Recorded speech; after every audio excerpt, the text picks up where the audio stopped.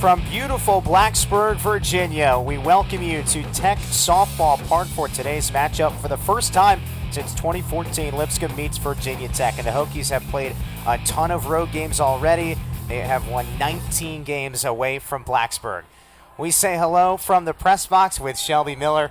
I'm Sam Hyman. Shelby, Virginia Tech, they have managed to find success on the road this season. Happy to be back home. Meanwhile, Lipscomb, this is their final game before ASUN play starts this weekend. Yeah, Virginia Tech, that's a pretty unusual schedule to have that many road games right off the bat, but definitely happy to be home here in Blacksburg. While Lipscomb's coming off of a loss to number 13 Texas on Monday, looking to get a win as they go into conference play.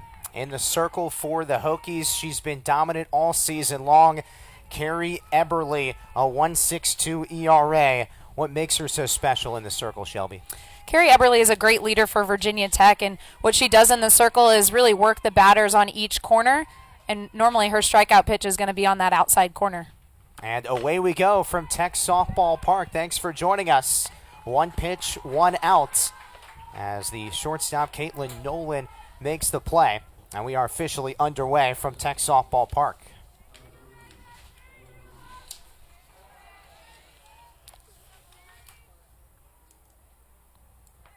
As we take a look at the defensive alignment for the Hokies, they're the 24th ranked team in the country.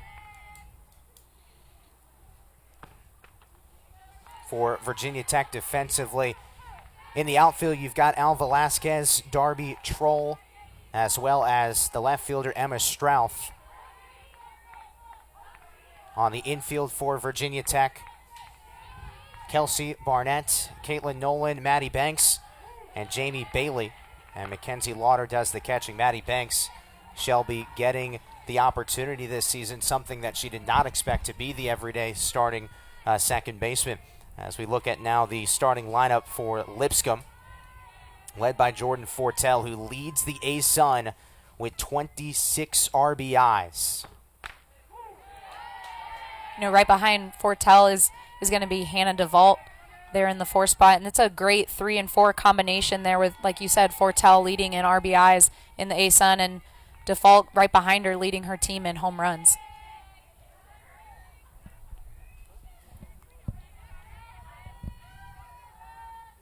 Kayla Green at the plate for the Bisons.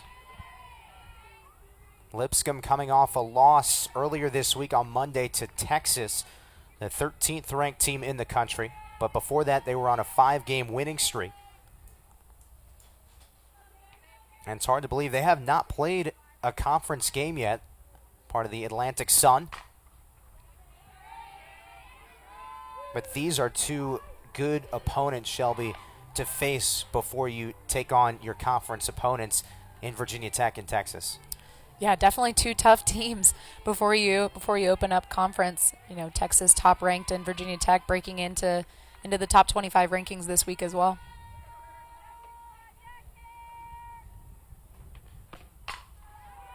Another opportunity for the shortstop, Caitlin Nolan.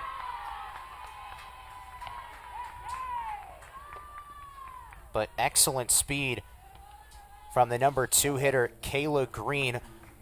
Pete DeMore, the head coach of Virginia Tech, said this Lipscomb team is scrappy. They love to run when they get a chance to get on base, and that definitely will be something to watch out for at the outset of this game. They lead the ASUN in steals.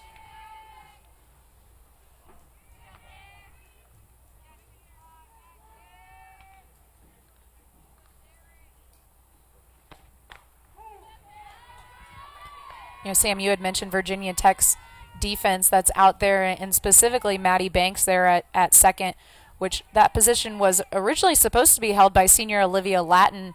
Had started every game there last season and unexpectedly had an injury early this season. So Maddie was able to step up in that position, but really not uncommon for the Virginia Tech defense to see some young faces out there.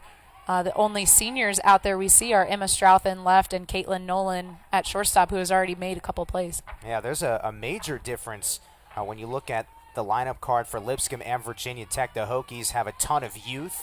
Like you said, just 2 seniors in the lineup. And meanwhile, Lipscomb, they're only starting 1 freshman, so a lot of upperclassmen.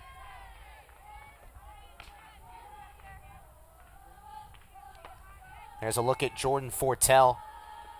As we said moments ago, leads the ASUN with 26 RBIs. This is her third school. She spent some time at Walters State Community College in Chattanooga, but has found a home at Lipscomb.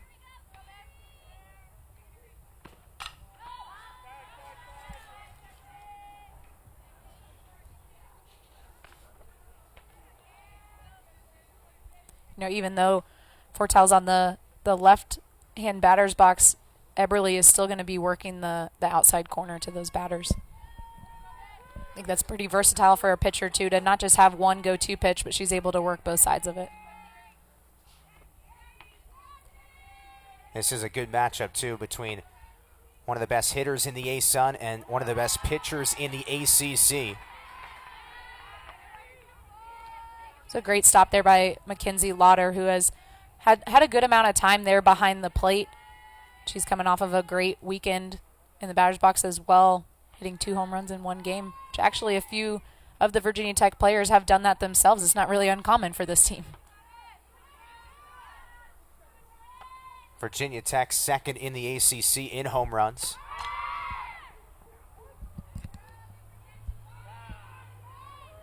Hokies back at home for the second straight day. Swept Binghamton in a doubleheader yesterday. As Kayla Green, who was at first base, removed. Looked like maybe she left early on that stolen base attempt. As we said, Lipscomb, they're going to be aggressive on the base paths. Carrie Eberly with the strikeouts. And an impressive start for the Hokies, who are home for the second straight day. We'll be back from Tech Softball Park in a moment.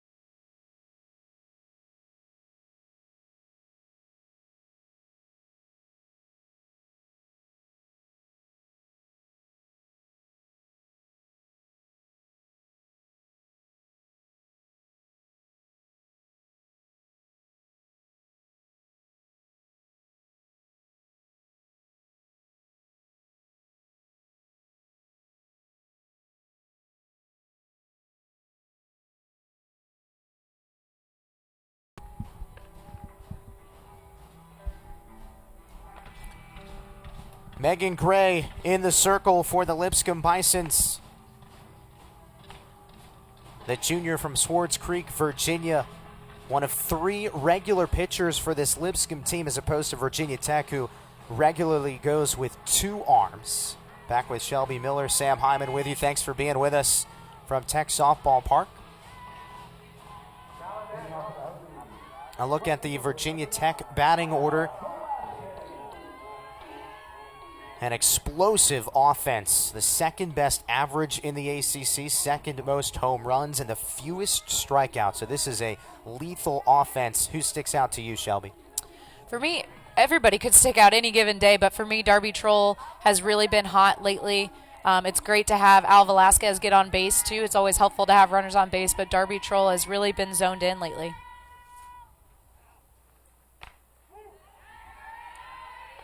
And Troll just a sophomore. In fact, the first 2 hitters in the order for Pete Demore are sophomores. Al Velasquez, a transfer from Minnesota, is at the plate.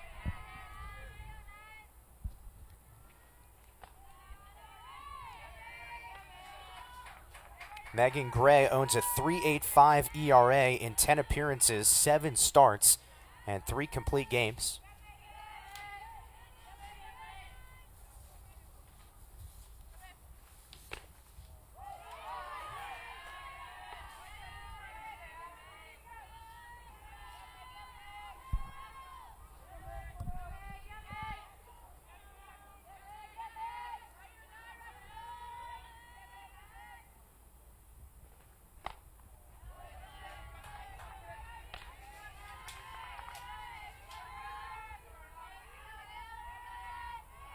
We mentioned Al Velasquez, the transfer from Minnesota, has winning in her DNA, was a part of the 2018 Big Ten championship team.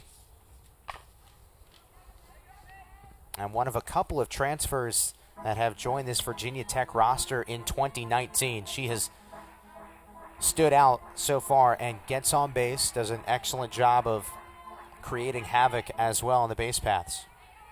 Yeah, Velasquez has really been able to come to Virginia Tech and make an immediate impact.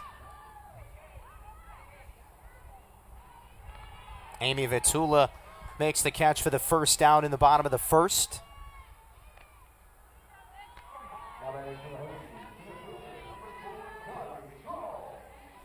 And here comes Darby Troll. Now look at Lipscomb's outfield.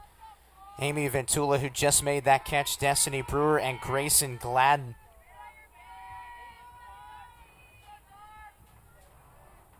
Ventula the only freshman out there defensively for this Lipscomb team. Hannah DeVault stands out on the infield for Lipscomb. Last year was voted ASUN Defensive Player of the Year. She only committed 3 errors at second base all season, so she has been a big part of this team over the last year.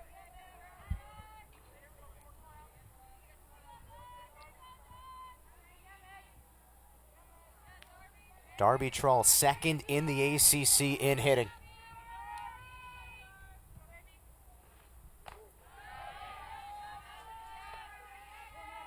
And when I spoke to head coach Pete DeMore before the game, one thing that stood out when I asked him about Darby Troll was the plate discipline. When it comes to her success at the plate, she does not swing at pitches out of the strike zone. And this one soars over Vitula's head. Darby Troll, extra bases. The Hokies in business. Sam, you said it exactly right. Troll is definitely a disciplined hitter and is going to wait on a good pitch, make sure that she's not chasing anything. So she waited for Gray to really paint the outside corner there, and she took the ball that way. 6th double of the season for the sophomore Darby Troll. I'm wondering if Vitula out in left field might have got the sun caught in her eyes or just misread the ball. I mean, Troll really got a lot of contact on that ball. It was almost a straight line drive over her head. She seemed to misread it. Caitlin Nolan, an absolute deep shot to left, and it is gone.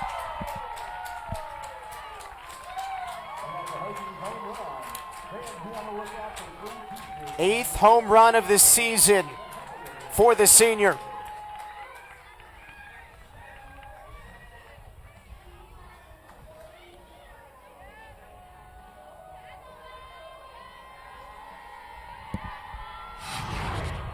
Just a really aggressive swing by Nolan there, which is exactly her hitting style as well, that she's going to come up and she's going to put a big swing on something. I think she knew immediately as soon as she swung. I think everyone did. That was a no-doubter. This Virginia Tech team, second in the ACC in home runs. It's a big part of their offense. Yeah, even though Nolan is leading the team in home runs, really up and down the lineup, there's not a whole lot of people that you can count out in the home run gang. Even Al Velasquez last weekend was able to put her first one of the season over the fence as well. Emma Strouth at the plate for Virginia Tech, the senior, one of just 2 seniors in the starting lineup for the Hokies.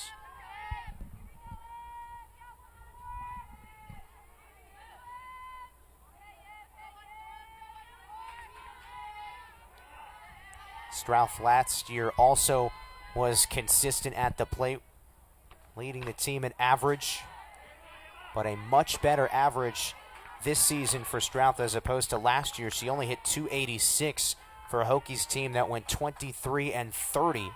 Virginia Tech's already matched its win total from last year with 23 wins already, and she's hitting above 400. Yeah, Sam, that's something you're going to consistently see throughout the whole roster, really, of Virginia Tech, is the players that have exponentially improved from the year before. And Coach Pete DeMoore has definitely mentioned that that's one of their kind of marks of success for this season is, are we better at the end of the season than when we started? And at least right now, they're definitely starting off better than where they were last year. And starting off, according to Pete DeMoore, a lot better than he would have envisioned. He expected to come in and compete immediately in the ACC, but 23-4 is awfully impressive. Nice play from the catcher, Sarah Higgins.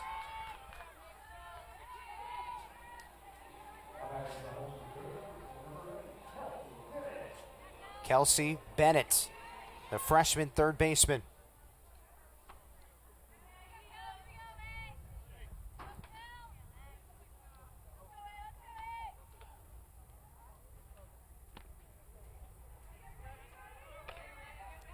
Kelsey Bennett is another player for Virginia Tech to keep an eye on at the plate.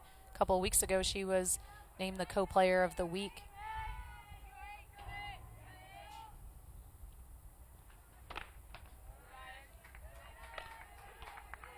What's been the most impressive thing about Bennett at the plate from what you've seen?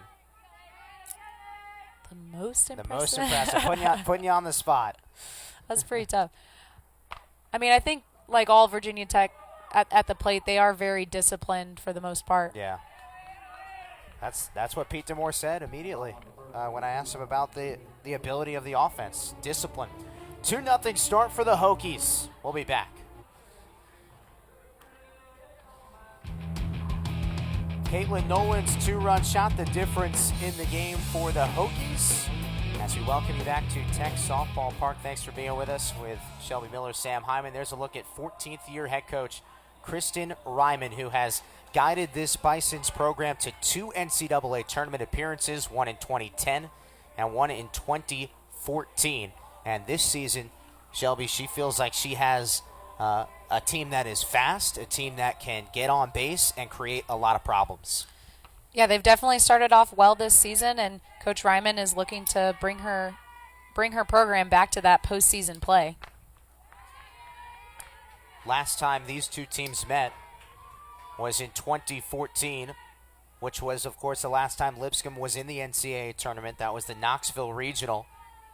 Virginia Tech and Lipscomb met twice in that regional and split the matchups.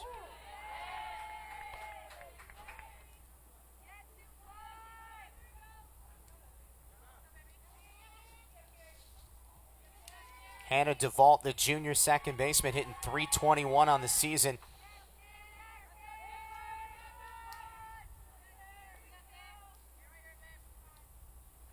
DeVault also primarily known for her defense outside of hitting above .300. Was the ASUN Defensive Player of the Year last year.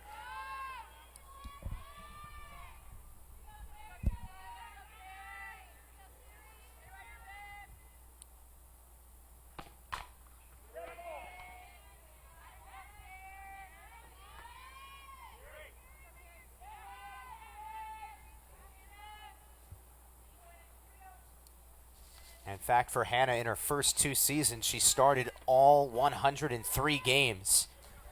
So from the start of her arrival on campus at Lipscomb, she has been a big part of the success for the Bisons. Nolan makes the play just in time. She's been busy over there today, Shelby. Yeah, she has already had quite a bit of action. Not a great swing by DeVault. She's very aggressive in that at bat anytime that Eberly was bringing it close, but seemed a little bit off balance with her feet. Ended up being able to get a deep ground ball up the middle, which, you know, any shortstop that's a little bit below average might not be able to make that play, but not for Nolan.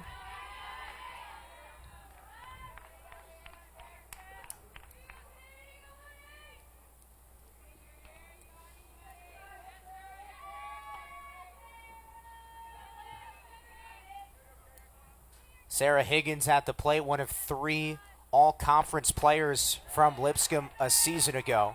Although she has struggled a little bit out of the gates in 2019, hitting just .241 after last year compiled a .335 batting average throughout 2018.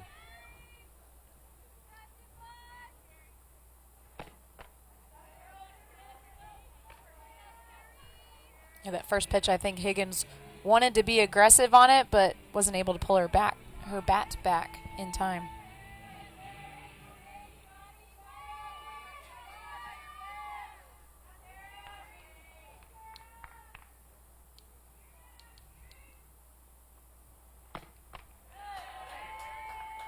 Nice pitch from Carrie Eberle.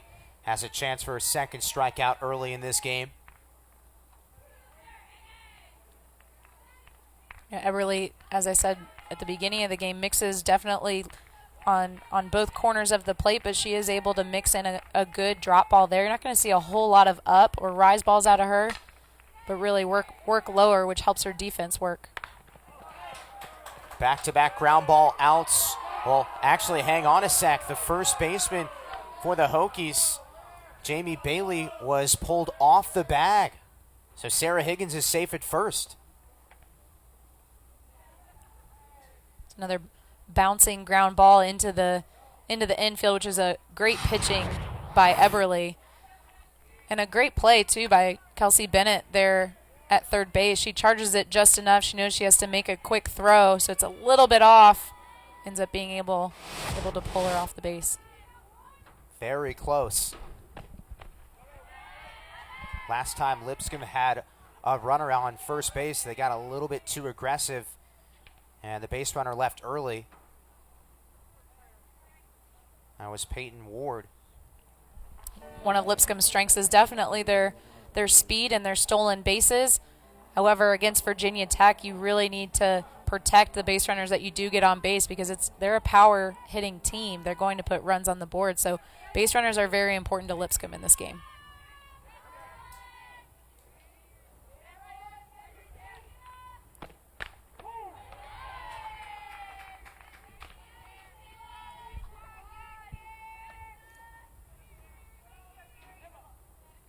I'll look at Jana Pelor, the redshirt junior from Noonan, Georgia.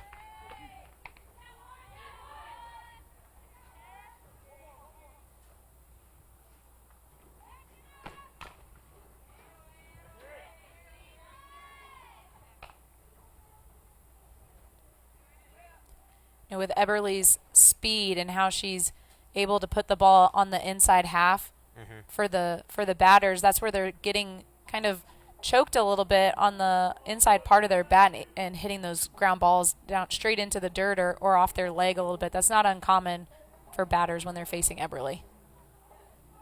If you're a batter facing Carrie Eberle, what would be your approach when she tries to do that? I mean, back of the box definitely helps. Any more time that you have to see the ball, because she's throwing pretty good speed at you. Not to mention, then she's pitching balls that have some really good break as well. So starting in the back of the box, I think, is one key thing. But really, just being on time is very important for hitters. So again, you see that there. She's just a little bit behind her speed, and she can't quite get her full bat on that. I think that one might have fouled off right into Mackenzie Lauder's foot there. Yeah, Mackenzie shaking that off just a little bit behind home plate.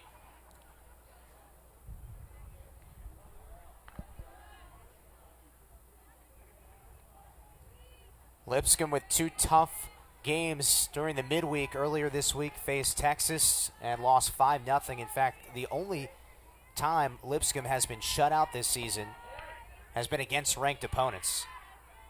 And that's just 3 times. So they have played basically everyone close, as this one is a fair ball up the third base line. It hit off the bag. Peeler has extra bases.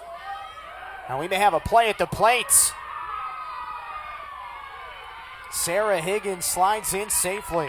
And the Bisons are within 1 now. That's a really tough hit to defend when it's right down the line there. Got by Kelsey Bennett at third base and is able to skip off the third base right there and get to the outfield.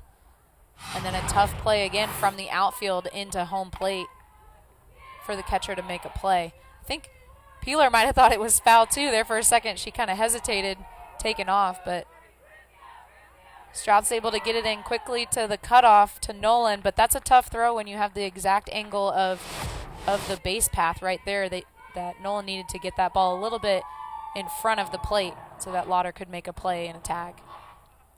So Peeler doubles and then advances to third on the throw. The run is unearned. Remember, Sarah Higgins reached on an error. And now Grayson Gladden, the senior right fielder, is batting for Lipscomb.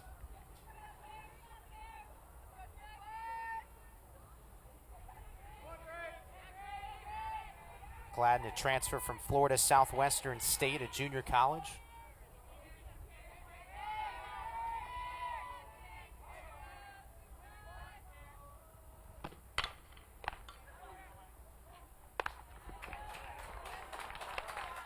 Kelsey Bennett makes a nice play for the second out, and important for the Hokies to keep Peeler at third base there.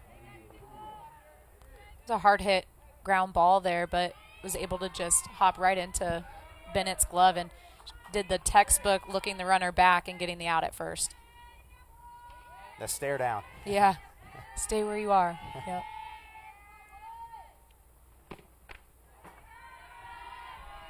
Amy Vitula, freshman left fielder. The biggest difference when you look at Lipscomb's lineup compared to Virginia Tech, the youth that the Hokies have. Lipscomb only has one underclassman in its batting order, and this is the one, Amy.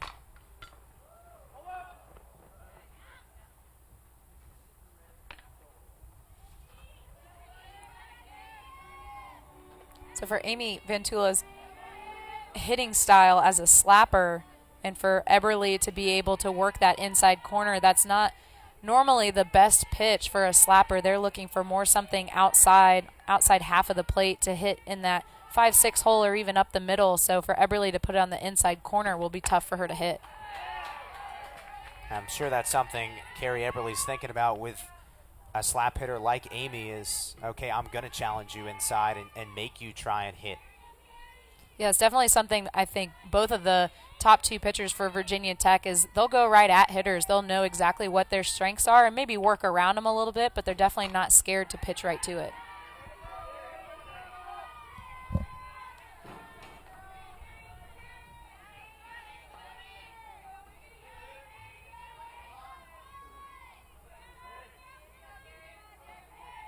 Carrie Eberly, fifth in the ACC with a 1.62 ERA.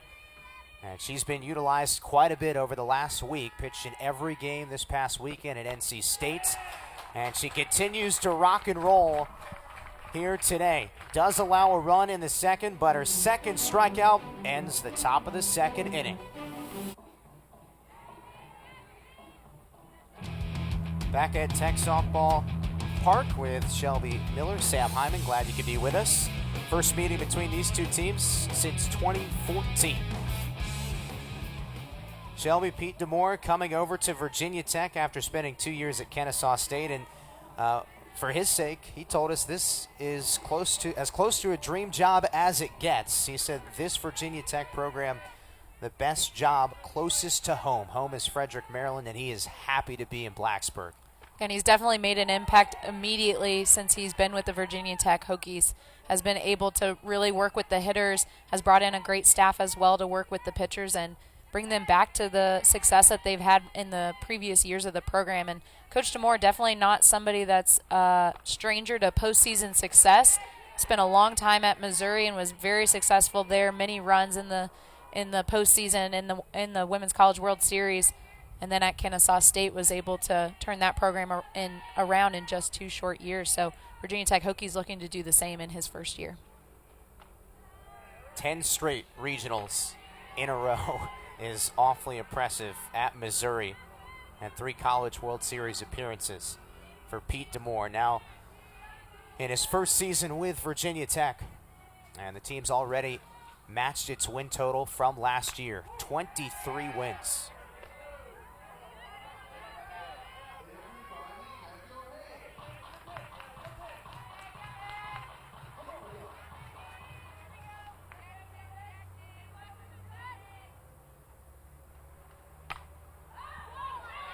Jamie Bailey pops this one up in foul ground. And Kayla Green records the first out in the bottom of the second inning. It's an aggressive swing by Bailey, which isn't something bad necessarily, but I'm not sure that was exactly the best pitch for her to be taking her swing at. A little bit outside of the zone. Now Grace Chavez. Another thing Pete Demore said before the game that caught my attention was the fact that as early as his first year, he feels like this team has focus and no quit at all. The fact that he's been able to come in and get these players to buy in immediately and already have 23 wins under their belts. That's definitely something. Anytime that there's a coaching change, it brings a little bit of energy and a little bit of motivation to the team. And in a sport like softball, it's not a sport that you can come into as a head coach and just clean roster and bring in 30 of your own recruits. You really have to work with the players that you have, and I think Coach Demore has really done that with Virginia Tech, has been able to develop the players that have stayed on from last year and has been able to bring in some of his own recruits as well. Hokies tie for first place in the ACC with a 5-1 record. And Grace Chavez has not had a ton of at-bats so far this season. This is a great opportunity for her to step up and show what exactly like that. Smashes this one, and a no-doubter for Grace Chavez. 5th home run of the season, and the Hokies have already piled up 2 long balls. Exactly as I said, Chavez has not had a ton of opportunities so far this season, but she has definitely taken advantage of them so far, and exactly how we just saw, putting that one over the fence.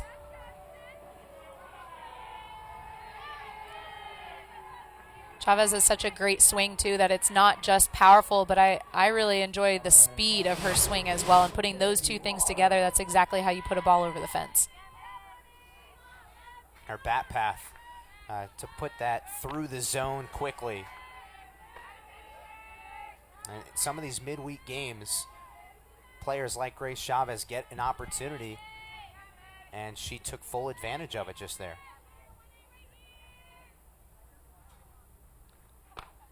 Yeah, you're exactly right, Sam, that the midweek games are definitely a time to work on things as a team, to give opportunities to some players that maybe haven't had them yet in the season, and see how they respond to it.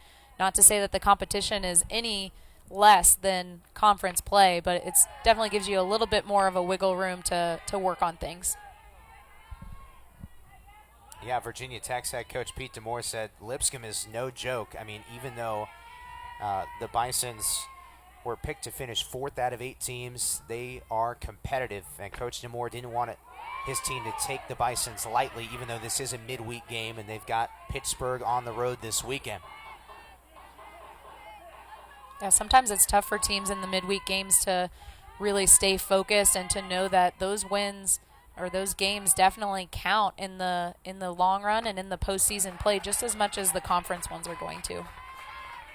Mackenzie Lauder, the sophomore catcher, draws just her 2nd walk of the season. Now batting the second baseman, number 29, Maddie Banks.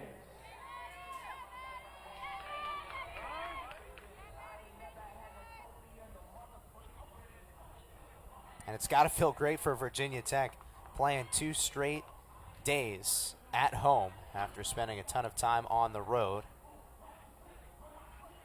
A group that's been all over the place. A lot of neutral site games, true road games, and this is just their 6th home game of the season.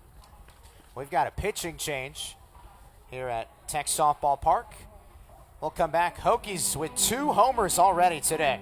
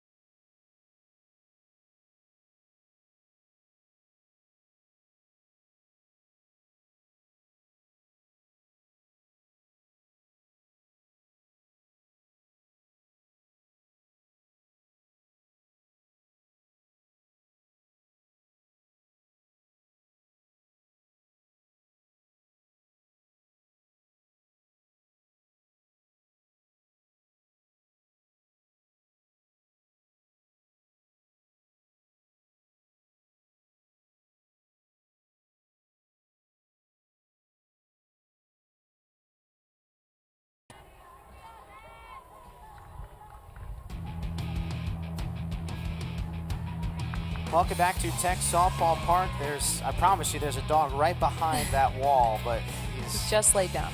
not appearing to want to be present amongst that shot, but nonetheless, good atmosphere here at Tech Softball Park. We thank you for being with us. And a new pitcher in the circle for the Bisons, Katie Turner, who's got a 1.78 ERA this season. She, on paper, the best arm in the circle for Lipscomb this year.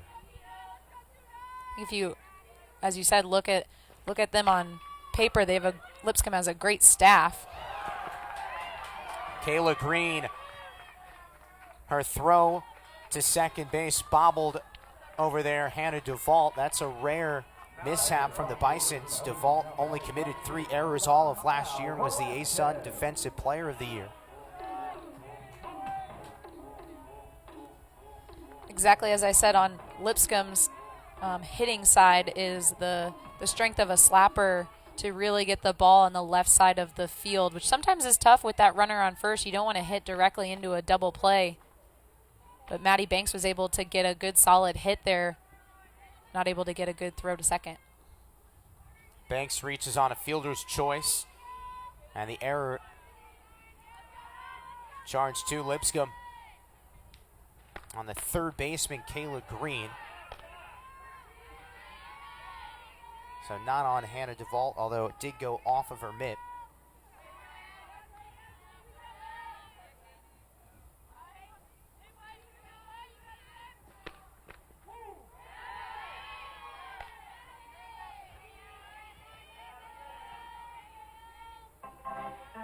Back to the top of the order for the Hokies. Al Velasquez. Smart play. Peyton Ward gets the lead runner at third base. Definitely a smart play by Ward here. Again, the base runners are very important, and getting them as close to home as possible is very important. And knowing this Virginia Tech hitting team, that extra base hits is definitely their thing. So the more runners they can keep off of third base, the better. Second best hitter average-wise in the ACC, Darby Troll bats now. Troll doubled her first time up. Hokies with 2 home runs in this game. Caitlin Nolan with her 8th long ball of the season, a 2-run shot, and Grace Chavez, the freshman, with her 5th homer of the season.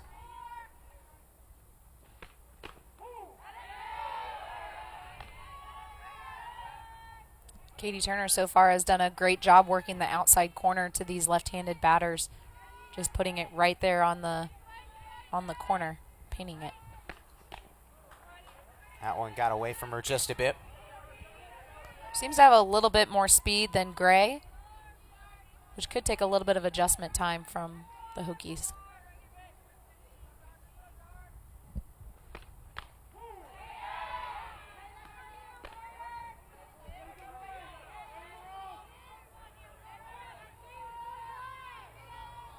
Al Velasquez at first base, Maddie Banks at second. Hokies trying to threaten here, full count. And Katie Turner shuts the door. Comes off the bench and does the job. But Grace Chavez joins the home run party for the Hokies. So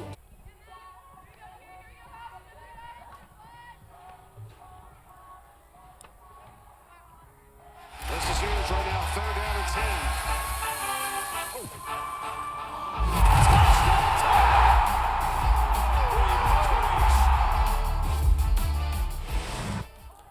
ESPN and the ACC bring you ACC Network coming August 2019. 15 universities all on one network. Visit getaccn.com to learn more. Welcome back to Tech Softball Park with Shelby Miller, Sam Hyman. 2 homers for the Hokies. The difference in this game so far, Caitlin Nolan and Grace Chavez.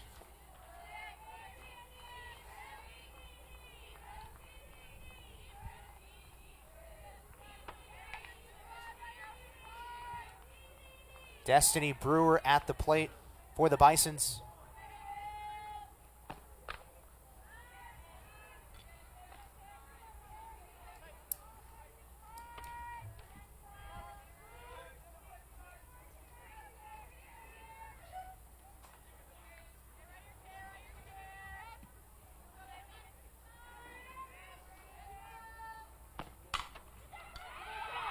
Tough play to the left of the circle. And Destiny Brewer shows off some speed and some emotion as well. As you outlined, Shelby, base runners are crucial for Lipscomb today. And definitely fast ones as well. That definitely helps. So it looked like Eberly was about to go for that ground ball. That's one of those that's just hit a little too softly from a slapper. That pitcher normally needs to stay in the circle and let third baseman Kelsey Bennett work her way across the field and keep that momentum going towards first base. Hits now even at 3 apiece. And Destiny Brewer a threat to steal as well. She's 6 of 7 on the base paths this year. And for your number 9 hitter, a positive way to start this frame and turn the lineup over to get on base.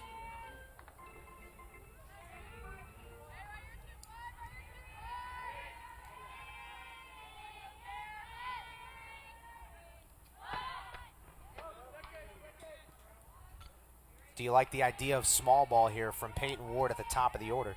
I do, because of the speed that Lipscomb does have on first base. And again, back to the idea that base runners are crucial, and getting them into scoring position is really important. So even taking the bat out of the hands of Peyton Ward here is a pretty smart decision.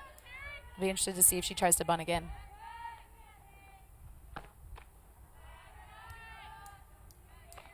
Yeah, with 2 strikes now. Ward hitting .318 on the season.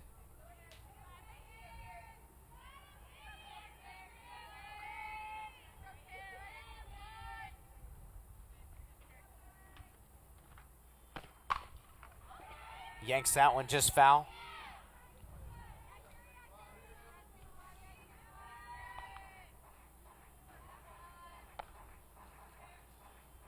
As we've said, Eberly really likes to work the corners. So we'll see if she's painting the outside corner on this one, as she normally does later in the counts. Eberly's got 2 strikeouts in this game. Looking for a third. So Peyton Ward at the plate, the junior from Winfield, Missouri. Her younger sister Olivia plays softball at Kentucky in the SEC.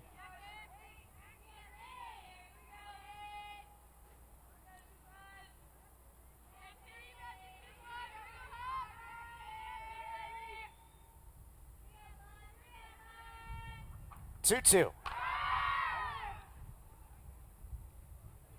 An impressive at-bat here from Peyton Ward, extending the at-bat and making Carrie Eberly throw a lot of pitches. Eberly threw more than 200 pitches over the weekend at NC State.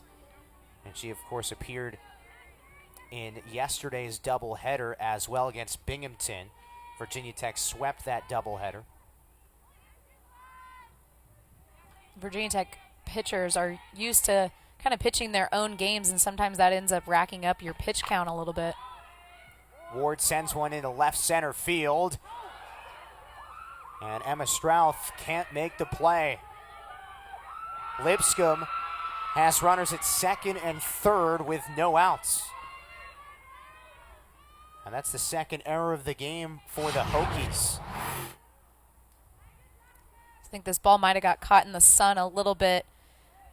It's definitely out there in the gap, but I wouldn't say that that's a play that Emma Strouth normally doesn't make, especially on her feet. So I'm wondering if the sun played a role there as she went for that ball.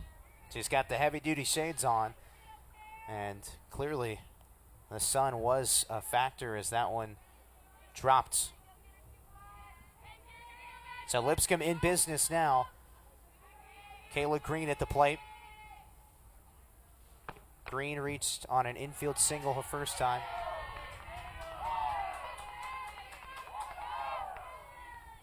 I think the Lipscomb base runners on that last play to the outfield thought that that was going to be a catch as well. So they were a little hesitant to take on the next base or to go ahead and clear it. They wanted to make sure that that ball hit the ground first. Slow dribbler, and Lipscomb makes it a one-run game. You saw the spin on that ball that Eberle was able to get that off the inside part of her bat, so she wasn't able to hit a solid hit. It had some kind of weird spin on it. Banks was trying to make a play, bobbled a little bit. Remember, Maddie Banks over at second base coming into the season wasn't expected to be the everyday starter at second base. Olivia Lattin was expected to be the starter, but she went down due to injury.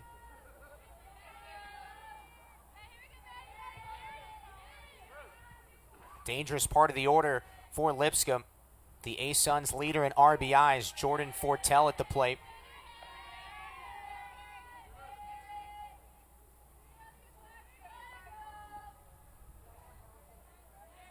And a couple of errors from Virginia Tech defensively have haunted them so far. 2 unearned runs for Lipscomb in this game.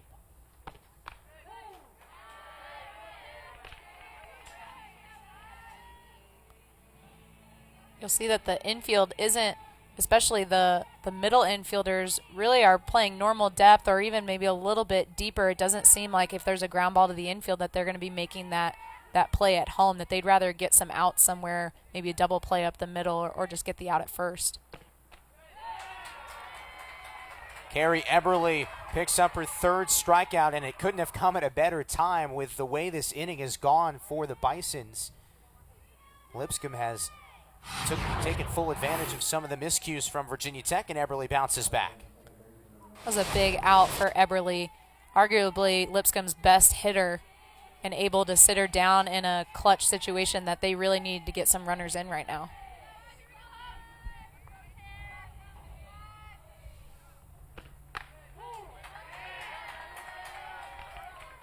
Now Hannah DeVault, her turn after Jordan Fortell retired.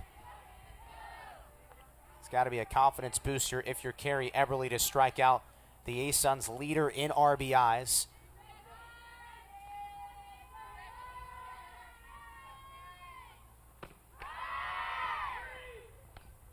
Lipscomb looking to catch Virginia Tech off guard here, and it works. The Bisons have tied this game at 3. Heads up base running from Peyton Ward, who scored. First and third situation in softball is one of the toughest plays to execute as a defense. Lipscomb did a great job base running here at first, able to draw Nolan over and almost work into a rundown situation, just enough time for that runner at third to go in and score. And that's a tough play for a shortstop to turn around and make that throw at home. 1-1. DeVault crushes it into right center. Velasquez there. And Shelby, it shouldn't come as a surprise to our viewers that Lipscomb is aggressive on the bases. We outlined it at the beginning of this game. They lead the A-Sun in steals, and they want to push the tempo and make the opposition have to make a tough decision. Yeah, for Lipscomb to be pushing the tempo, as you said, with stolen bases and then that first and third play there, just to kind of get defenses out of their comfort zone a little bit and a little bit off balance and make them throw the ball around, and that tends to end up in errors. 2 errors for the Hokies so far, but still tied at 3. First meeting between these two teams since 2014 when they met in the Knoxville Regional.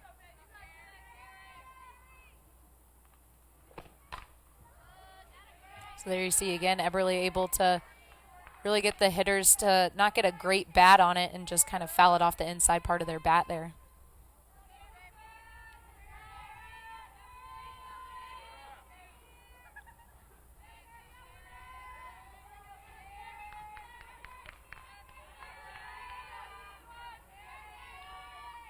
Here's Eberle's 1-1.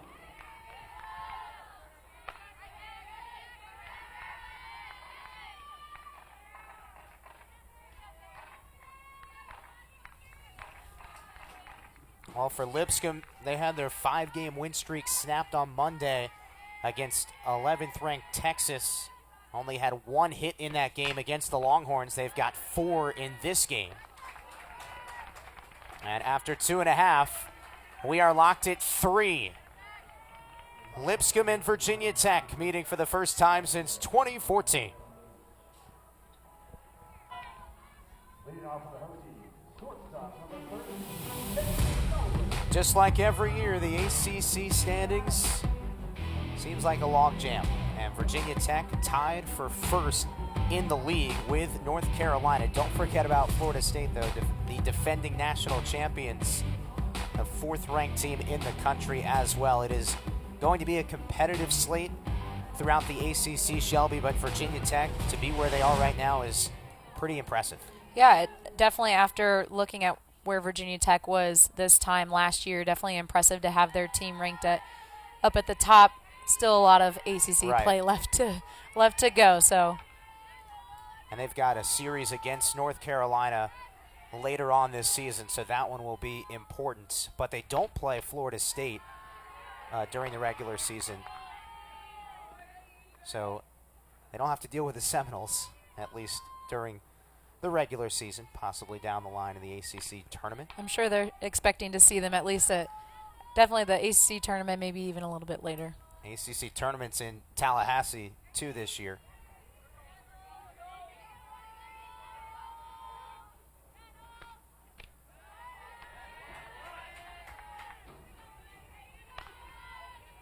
Caitlin Nolan looking to get things started for the Hokies in the 3rd. She's got 1 of 2 home runs on the day for Virginia Tech.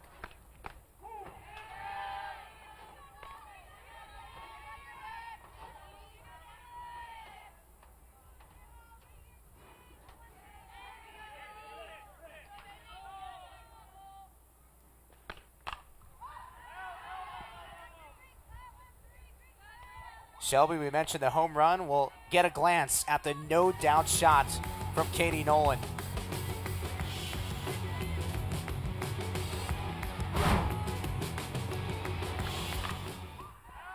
Something that's great about the Virginia Tech hitters, and you can see it here in Caitlin Nolan, is even though she was responsible for that first home run of the game, that she's really not changing her approach to the plate at all, and she's just looking for something to hit and put in play, not necessarily looking for something to put over the fence.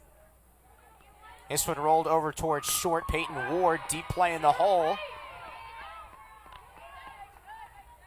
And Nolan retired.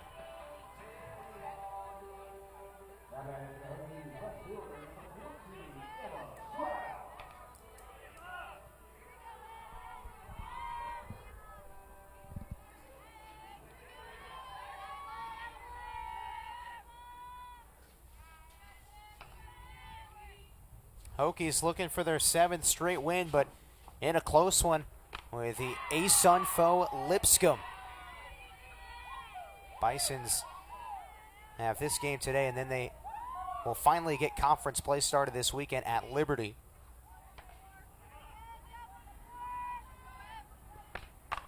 Emma Strouth puts a charge into this one. Let the home run parade continue here in Blacksburg.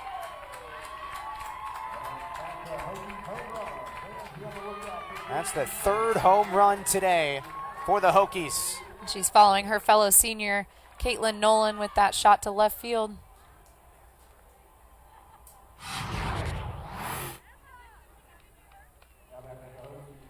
You know, the pitch before, Katie Turner really brought her curveball to the outside corner and then actually brought the same curveball but on the inside half, and Emma Strouth seemed to be ready for it and put a good swing on it. Strouth joins Caitlin Nolan, and Grace Chavez, the 3 that have gone deep so far today for a Hokies team that is 2nd in the ACC in homers.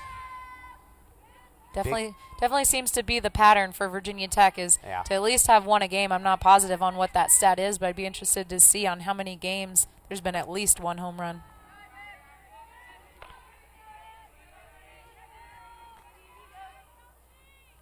Even outside of the home runs, the Hokies are definitely focused on extra base hits. I know Coach DeMore has mentioned that one of his goals in the is to be top in doubles in the ACC.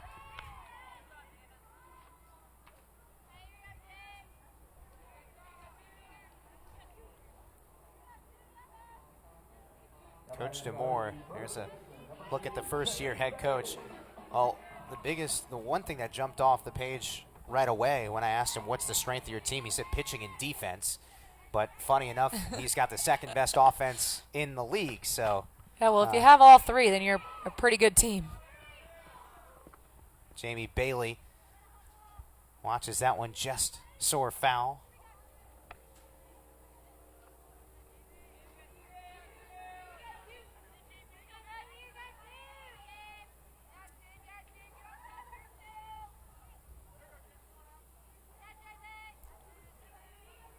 By the way, Virginia Tech has only had games with 0 home runs 6 times this year. So to answer your question, appreciate that. What you were that is impressive. About. That is very impressive.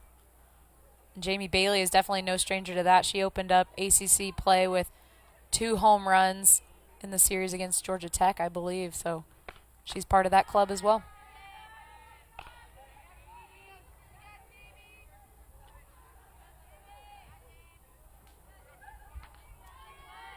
Something that stuck out for me talking to Coach DeMoore is it feels like the mindset of his team is very businesslike. Mm-hmm. I think when you talk to him, too, you get that feeling from him that he's very much businesslike as well. And even at a game like this, that Lipscomb is able to work its way back and even out the score, that the Hokies hitters are getting into the box with very much a businesslike mindset. Jamie Bailey takes one out of here. And we continue to see the long ball today, folks. 4 homers for the Hokies so far today.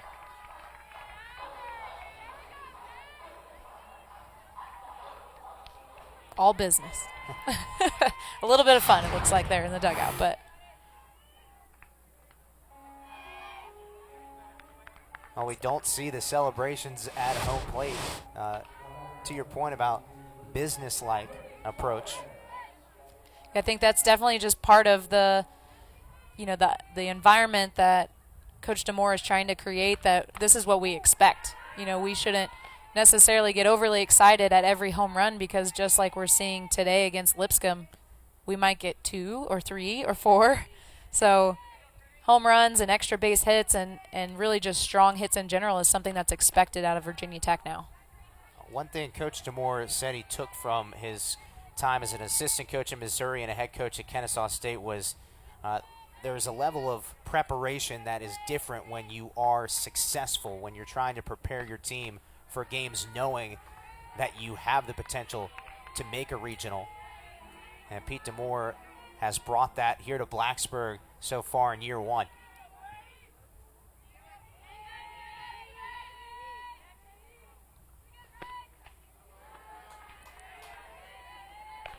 Katie Turner seems to be getting a little wild here, not necessarily sticking to her very close to the zone.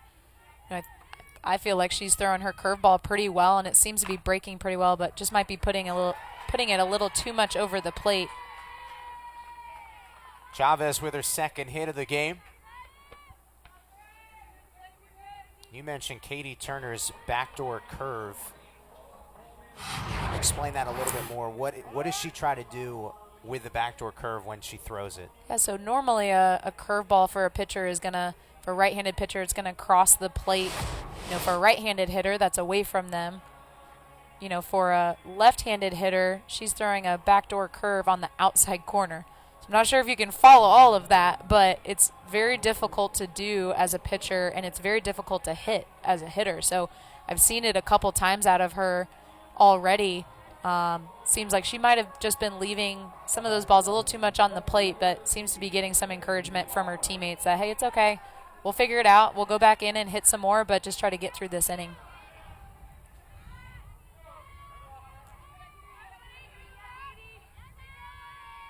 An inning that's already seen a pair of home runs for the Hokies, and we might have a third.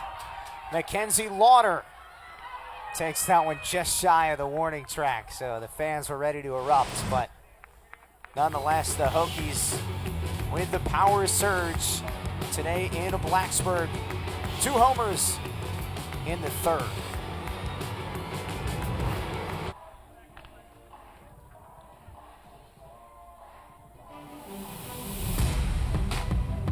Well, the Virginia Tech softball program has a new toy. And Shelby, it's the indoor facility, a beautiful facility. How important is it for this softball program to have this facility in place? I mean, this is crucial for Virginia Tech for the current team, and definitely crucial when it comes to recruiting. And it sits just directly behind the stadium here, which is great placement for the student athletes to be able to go straight from the outdoor field into the indoor facility, connected to the Rector Fieldhouse Track and Field Center. And that indoor facility has been really crucial as the Hokies have been trying to prepare for all their road games that they've had. And in this region, the weather is unpredictable and cold and windy and all the above. So that indoor facility is definitely crucial as they prepared for preseason. And they'll continue to use it throughout the season as well. It's just a very convenient way to get in a lot of hitting reps. There's a full infield in there as well. 4 full cages, pitching mounds, a full indoor facility that they're able to use all year round. Also accommodating for the visiting teams as well. Lipscomb hit in the batting cages in the indoor facility before the game today. Yeah, that definitely helps to keep the games moving and the pre-games running on schedule, as well as to have those extra cages and extra warm-up area.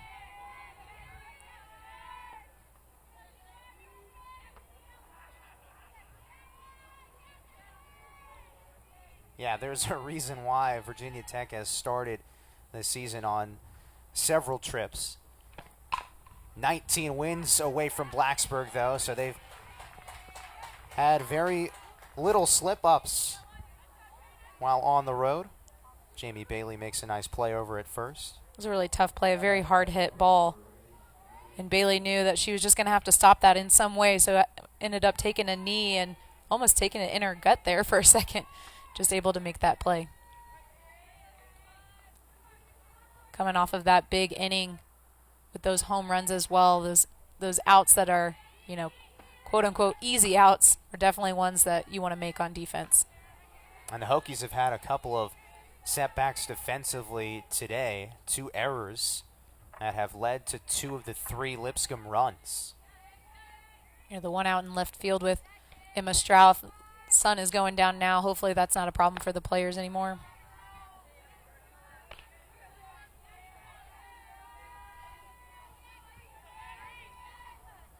For Lipscomb, this is their final game before starting a Sun play this weekend on the road against Liberty.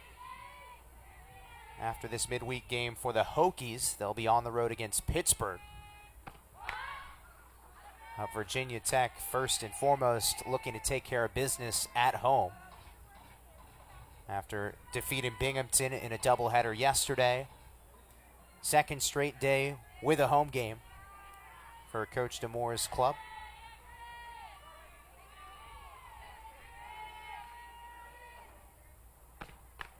Speaking of that indoor facility, anytime you look in a dugout and you see parkas, your school needs an indoor facility. Yeah, Coach DeMoore said it was an unusual start to the season with all the trips on the road, but I think he'd take the warmer spots where his team went as opposed to chilly Blacksburg to start 2019. That took Bennett all the way over to the dugout, probably leaned over the fence a little bit for that, wasn't able to make the play though.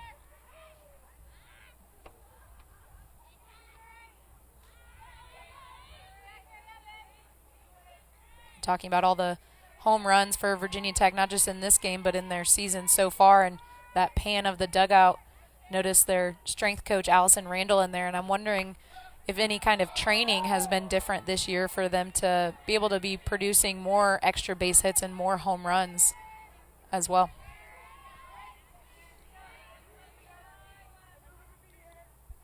So there's strength coach Randall. I think she'll take some credit for that. As she should. As she should. No question. Hokies second in the ACC in home runs coming into today. As the shortstop for Virginia Tech, Caitlin Nolan, makes the play, the senior. Nolan is definitely a staple in the Virginia Tech defense as a senior out there. And Eberle, a great leader in the circle, but not necessarily known as a strikeout pitcher, but lets her defense work, and they're prepared to defend behind her.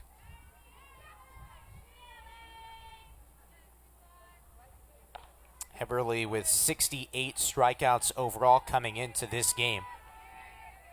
But that's behind Keely Rochard, who is the other arm that flips with Carrie Eberle throughout the course of the season. Virginia Tech has 2 pitchers it rotates. Lipscomb has 3.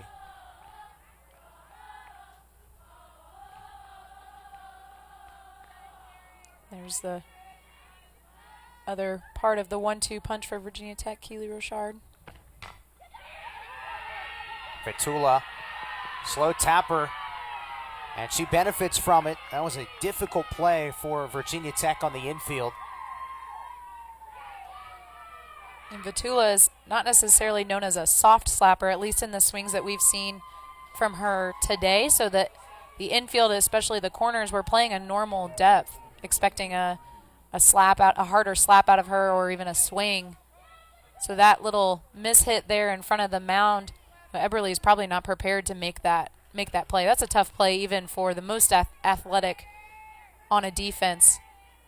Most of the time the pitcher is not expected to make a play like that.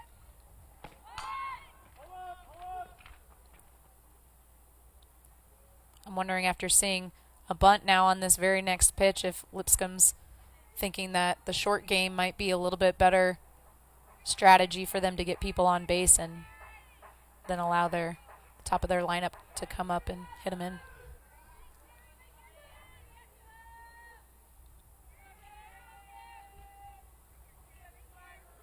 Small ball with speed is never a bad combination.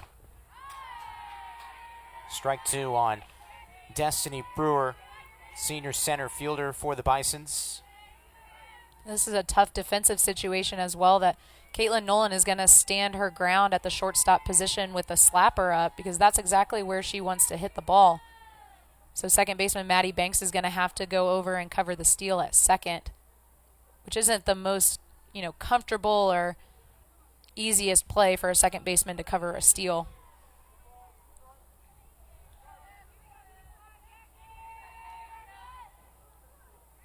Not sure if that was an illegal pitch called or some kind of words exchanged between Eberle and the umpire there.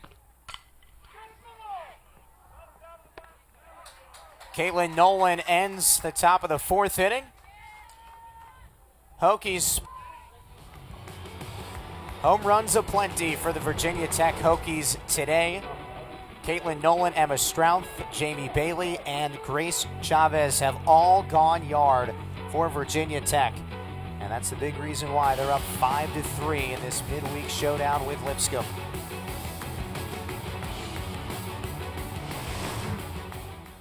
Shelby, as we look at the ACC leaders in home runs, this coming into today, Florida State only hit 1 home run today in their game. So the Hokies sliding up above the defending national champions from a season ago. Yeah, I'm wondering if that's going to be a repeated thing that we see between Virginia Tech and Florida State, is kind of flirting with the batting average and the on-base percentage, home runs, all of that. That's a great statistic for Virginia Tech to be compared to the national champions, Florida State. Peyton Ward makes a nice play over at short. Hokies is basically 1-2 with Florida State and Virginia Tech in a handful of categories in the ACC, not just home runs, but batting average as well. Top 2 teams hitting in the ACC.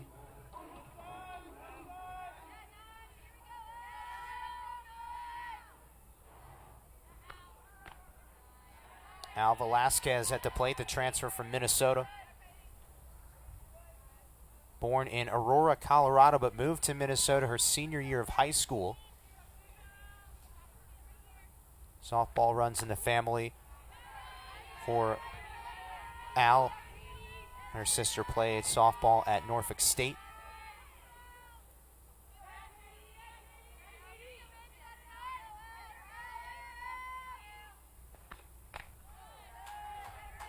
Must be something about Virginia for that family. Yeah, well, having grown up in Colorado to then Minnesota to Virginia. A little warmer. Maybe not Blacksburg.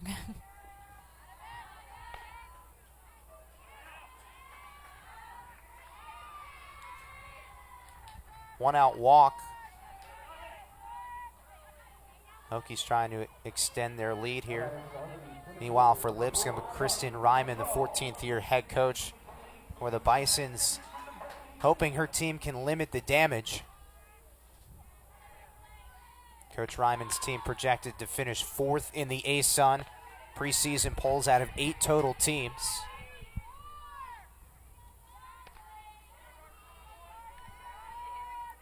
This will be a crucial half inning for Lipscomb to walk away with a 0 on the board. Ward to DeVault at second. And the Hokies have runners at first and second base. Unfortunately, it doesn't look like they're starting off too well, getting runners in scoring position with 1 out.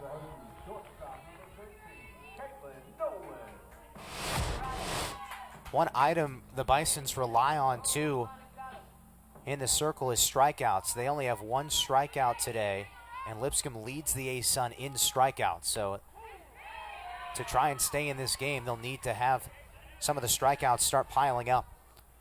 That's almost a perfect matchup then with Lipscomb, that being one of their strengths, and for Virginia Tech, one of their strengths in the batter's box is few strikeouts. Right. Which side would break coming into this game? That was a question. Would the Hokies be able to put the ball in play more? They have the fewest strikeouts in the ACC. So far, they've been able to do just that. Even though Katie Turner's not been able to get as many strikeouts, it seems like she's made an adjustment already in this inning. Seen a little bit more of an off-speed pitch out of her than we did in her first couple innings. That could be something that could throw off the Virginia Tech hitters a little bit, that they're going in there pretty aggressive and most of the time swinging at some pretty fast pitches. So to throw them off with something a little bit slower could be a good strategy. Caitlin Nolan already with 1 home run today, and Katie Turner will walk her second batter of this inning.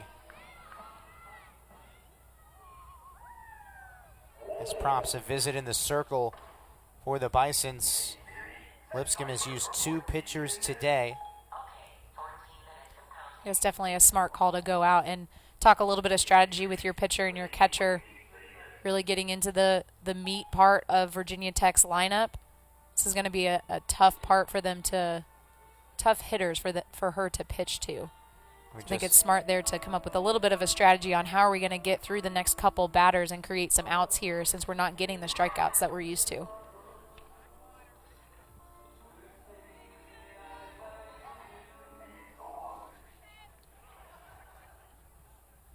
Lipscomb uses 3 regular pitchers this season: Katie Turner, Mandy Jordan, and Megan Gray. So that's also an advantage for them if some of these pitchers are just not on that day. There's Emma Strouth. And there's that off-speed pitch from Turner. Of course, when Emma Strouth is a great hitter and an aggressive hitter, and you get in this situation with just 1 out, bases loaded. She knows all she needs is a long fly ball to score somebody. She's going to take an aggressive swing. So smart first pitch call there for an off-speed.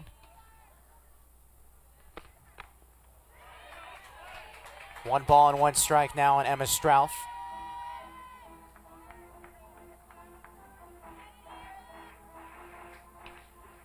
Strouth, one of 4 players for Virginia Tech with a home run today.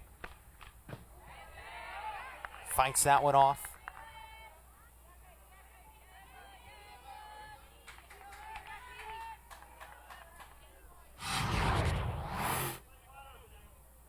earlier today when the sun was shining. Emma Strauch, that no doubt shot to left field, her 6th home run of the season. It's smart for Strauch here to not be thinking about that home run too much, just be thinking about hitting the ball somewhere hard, try to get her runners in.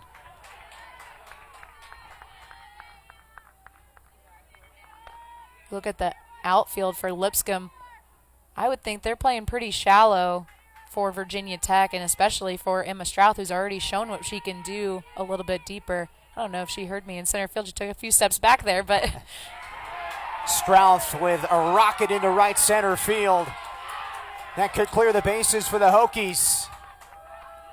Nolan scores.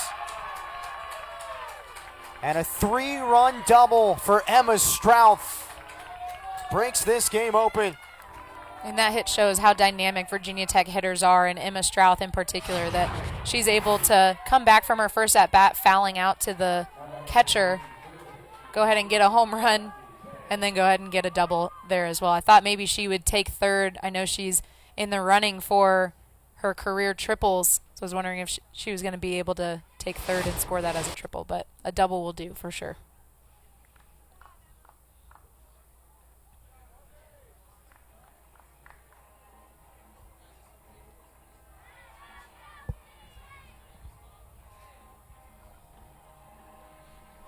Another pitching change for Lipscomb. This will be the 3rd arm in the circle today for the Bisons. Looking for answers. We'll be back.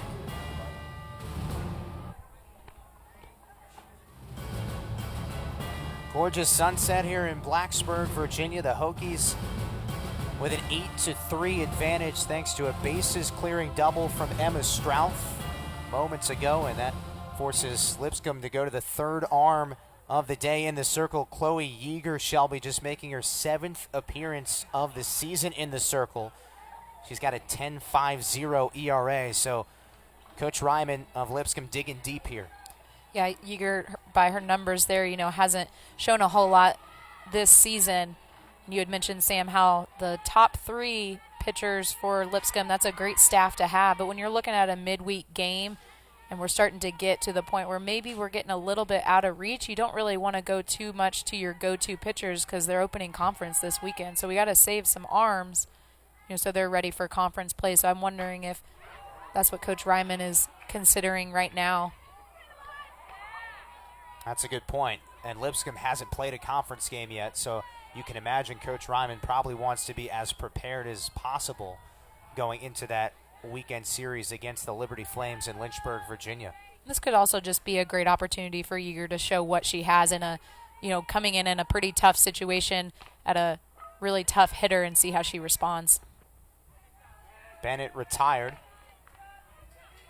So she did great right there to get a great hitter like Bennett to be a little overly aggressive and just kind of nick that ball off the end of her bat, make an easy play for the first baseman. So far Yeager's done her job.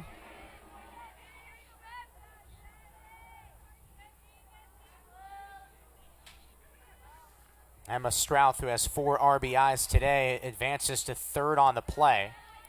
And now Jamie Bailey, who's got one of the 4 homers for the Hokies this afternoon and into the evening.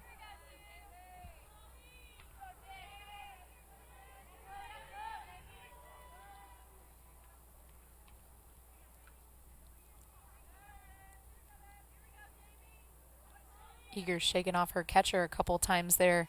She must have a certain pitch in mind for Bailey. I'd say that was a good call by Yeager too. I think that's smart to keep the off-speed pitch in play during this game against the Hokies that are known for being aggressive in big swings that end up putting balls over the fence. So I think it's smart to keep the off-speed pitch in play. Bailey waits on it. Slices over the right fielder, Grayson Gladden. Emma Strauch scores, and the Hokies continue to rack up the runs, 9-3. Bailey was able to make some kind of adjustment there, seeing the off-speed pitch a second time. She actually kind of dipped down a little bit, wasn't too solid in her legs, but has a strong swing even without her legs completely under her and is able to put that ball over the right fielder's head. 4th double of the season for the freshman first baseman, Jamie Bailey.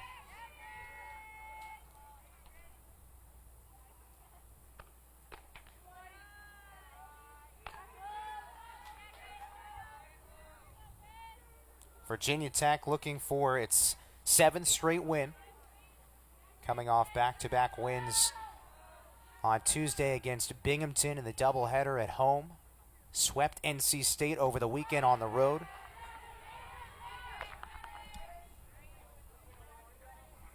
At the beginning of the game and Chavez's first at bat, we talked about how this is a great opportunity in a midweek game to give your players that haven't seen as much playing time, give them an opportunity to show what they can do, and Chavez has done a great job this game so far. For Grace, it's just her 4th start of the season. And to your point, has shown some positive signs for Pete Demore to recognize. That's something I've heard from the players pretty consistently this season, is that at any point, one of the players can be called upon and given an opportunity. So during practice and preparing for games, that's what your mindset is that this might be my time to get an opportunity and I need to be ready. Eager heads up in the circle. And we're through with 4. But Virginia Tech adds 4 more runs in the 4th. Emma Strauss, 3-run double.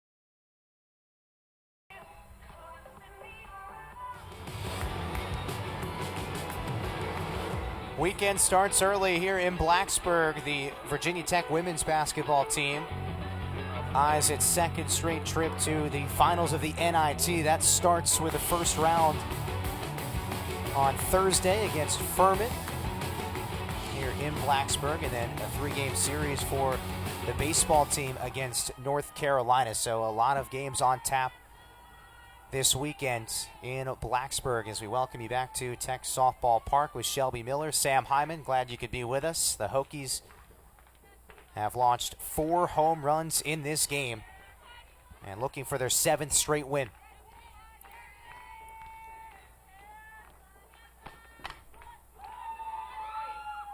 Peyton Ward looking for a home run of her own. That was a big swing.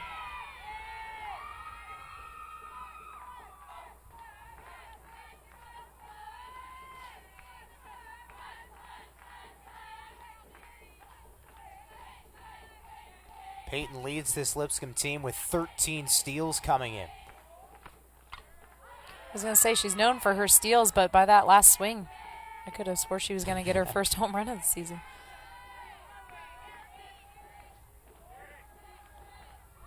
A 2-sport athlete in high school at Winfield High in Missouri. Played basketball and softball. 2-sport athlete just like her head coach, Kristen Ryman. Ryman also played volleyball in addition to softball at Lipscomb. Not only to play 2 sports in college, but to also be really good at those two sports and to be recognized by your conference and your region, it says a lot. Coach Ryman, a 4-year starter at Lipscomb on the volleyball team and an all-conference, all-region player with the Lipscomb softball team. 1 ball and 2 strikes on Peyton Ward. It was almost a little mishap of a play there, a little blooper that Eberly didn't know if she should go for or not, and I'm not sure Bennett had a good jump on it either. Actually bounced fair, but luckily when it hit Lauder's chest protector, she was foul. So that could have easily been a little bit of a miscommunication and ended up with Ward on first. Great change of speeds from Carrie Eberly. And the junior has her 4th strikeout of the game.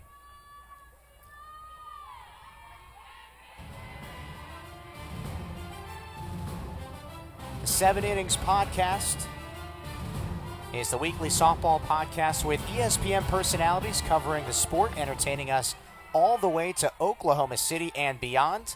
Be sure to listen now on the ESPN app, iTunes, or wherever you listen to podcasts. Again, that's the 7 Innings podcast, a weekly softball podcast with ESPN personalities. Worth checking out.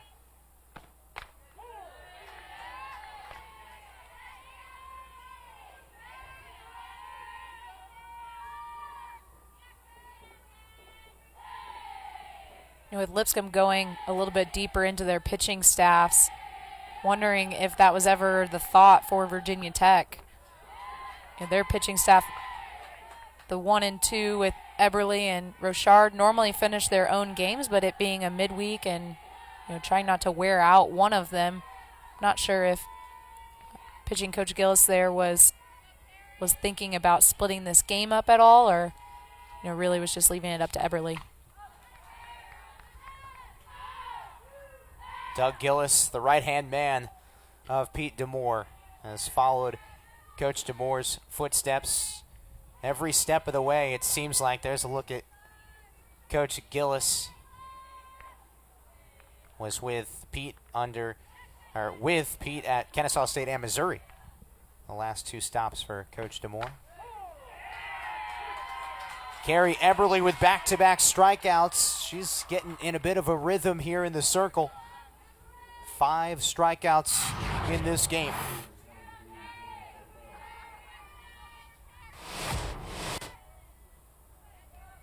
That outside corner is what you talked about. Can be her specialty at times when she's that accurate on the corner. It's very difficult for hitters to get any sort of rhythm. Yeah, she does seem to have even tightened it up a little bit as the game has gone on. Earlier in the game, I felt like she was throwing it a little bit lower and, maybe on purpose, and that's why her defense was able to make some plays for her. She seems to be tightening it up a little bit and putting it a little bit more towards the knee or the mid-thigh height on the hitter, which can be a dangerous height, but she's putting it painting the corners so much that it's difficult to get a good bat on it.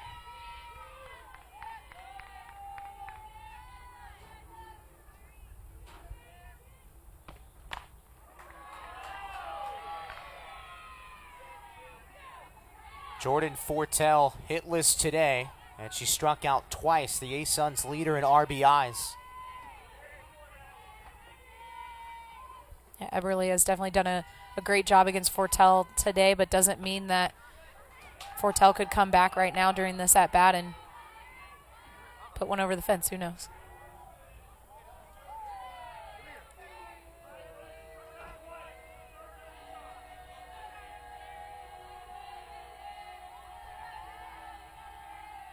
Carrie Eberly looking to strike out the side.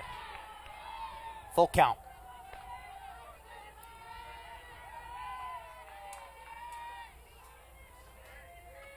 No walks for Eberly, too, in this game.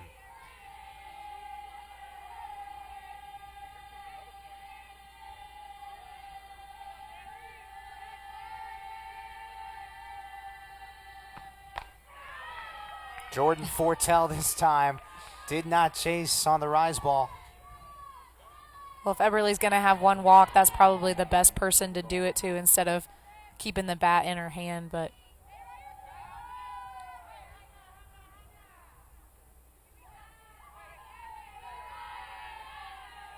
14th walk of the season for Jordan Fortel.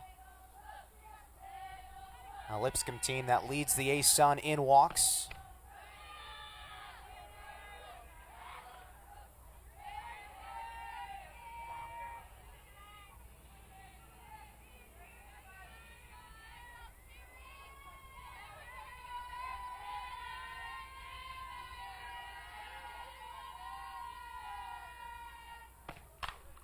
Hannah DeVault strokes it into left center. Carrie Eberly with a scoreless 5th. She's got 5 strikeouts here this evening.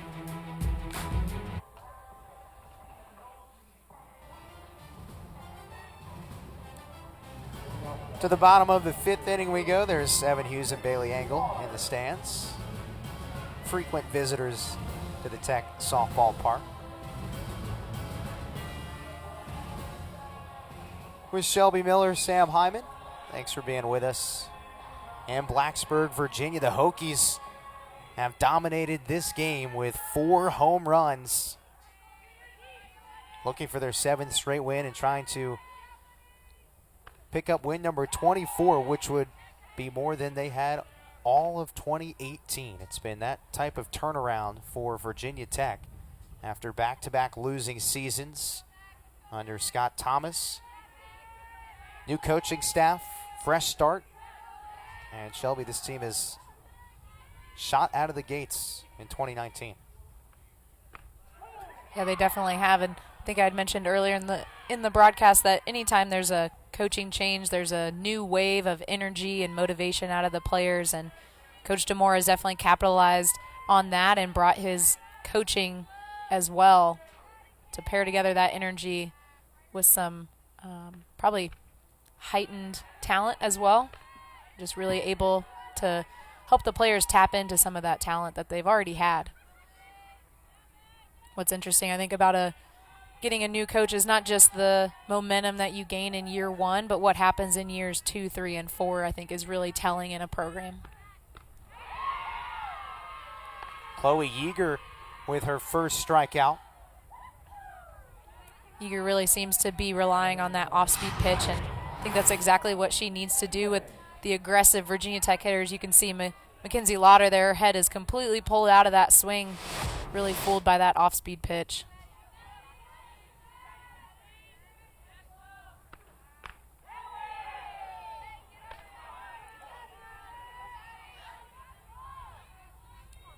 Freshman Maddie Banks looking for her first hit today. We've talked about Maddie Banks being really stepping up in the defense and being a key player there at second base. But one thing we haven't mentioned about Banks is she came into Virginia Tech actually hitting on the right side of the plate. It's a really versatile player and just super athletic and able to take Coach DeMore's coaching style and make it work for her and switch to the other side of the plate and mix in some slapping and bunting and just find a way on base. We just saw the slap approach there from Maddie Banks.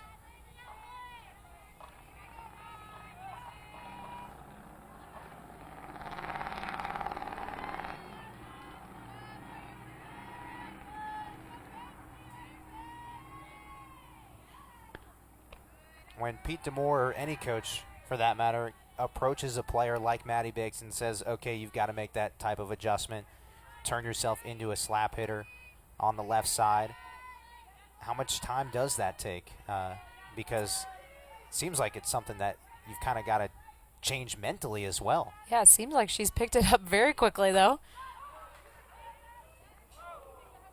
It's a very, very close ball there, and it's probably a slapper's paradise to have those balls that just kind of float over the third baseman and the shortstop, just very shallow there in left field. So Maddie's really done a great job of honing that craft of slapping, and I'm sure it takes a player that's very open-minded and trustful of the coaching to be able to commit to the other side of the plate that you've worked your entire life on one side of it. So definitely takes some work. I've heard of players that when they try to switch sides of the plate, try to do everything left-handed. They try to eat left-handed and brush their teeth left-handed and try to just train their mind that everything is supposed to be that way. Hannah DeVault makes the play for the second out.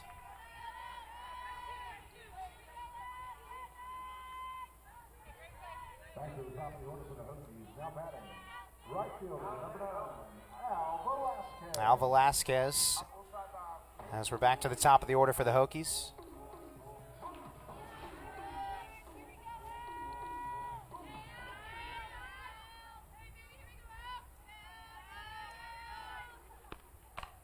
Velasquez slaps one, and Peyton Ward spears it to end the top or the bottom of the fifth. 9-3, Hokies eyeing their 7th straight win.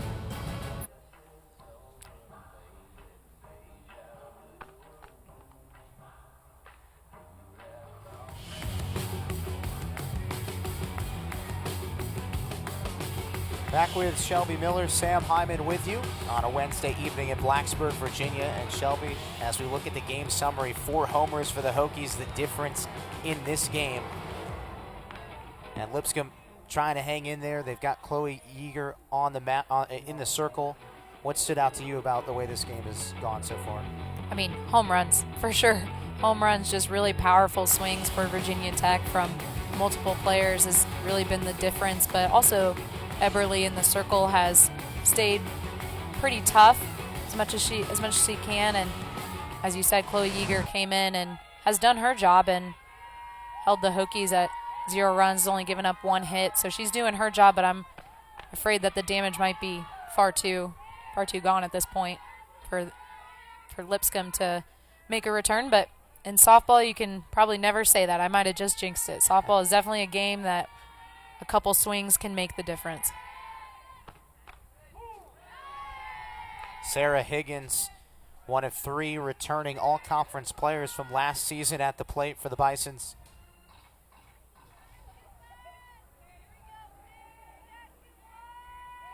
For Lipscomb going into ASUN play, they should be recognized as one of the teams to compete right at the top of the league with the experience that they have. 8 of the 9 players in their lineup, upperclassmen, so they bring back a lot from last year. A team that went 33-17, finished in 4th place in the league. 1 away in the 6th.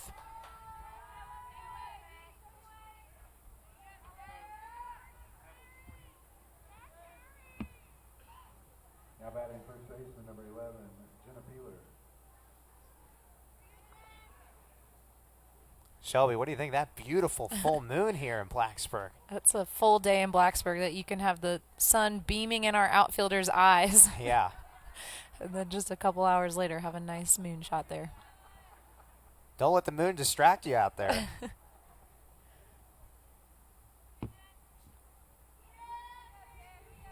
Jenna Peeler at the plate.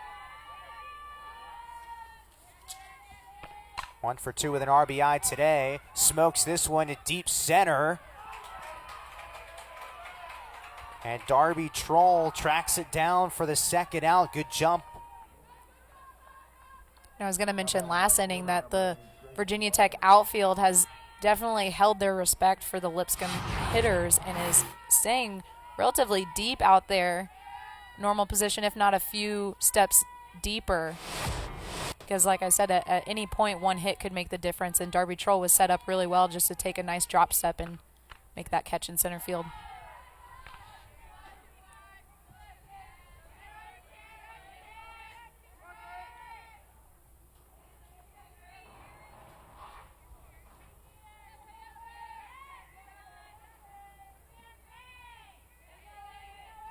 Carrie Eberly looking for a 1-2-3 inning.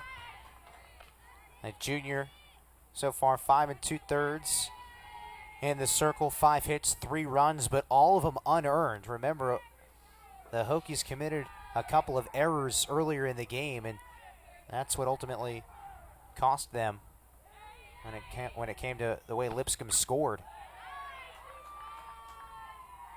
So the ERA not affected for the junior right-hander.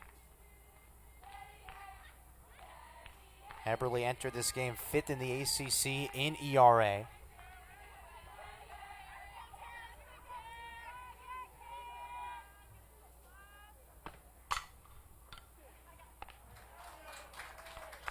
Carey Eberle done with 6. Hokies in cruise control right now, 9-3 over the Bisons.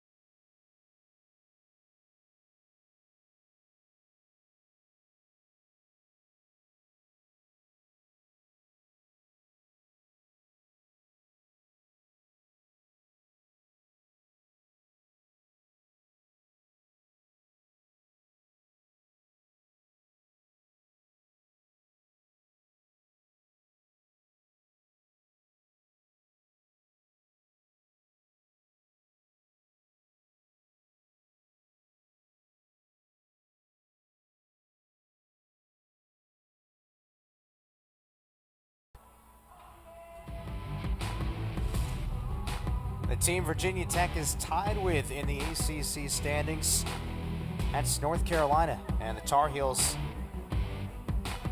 competitive against the 5th-ranked team in the country, the Tennessee Volunteers. As we look at some of the scores around the ACC, non-conference games galore. Volunteers just squeaking by the Tar Heels 2-0.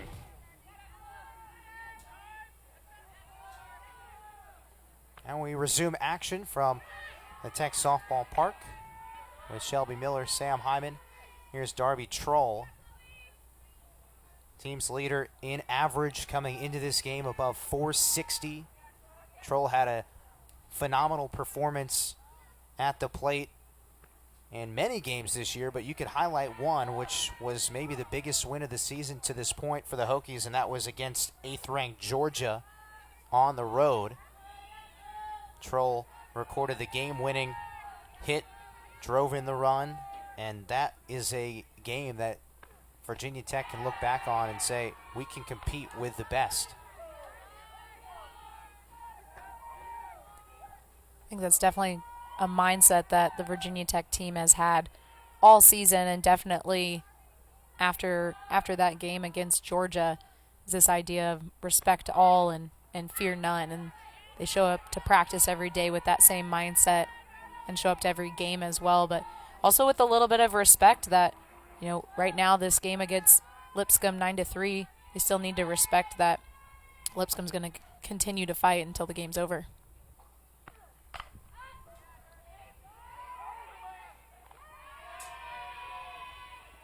Amy Vitula makes the play for the first out, and the Bisons have seen some promise here from their 3rd pitcher in the circle, Chloe Yeager. 2 innings, 1 hit, no walks, a strikeout, and no runs.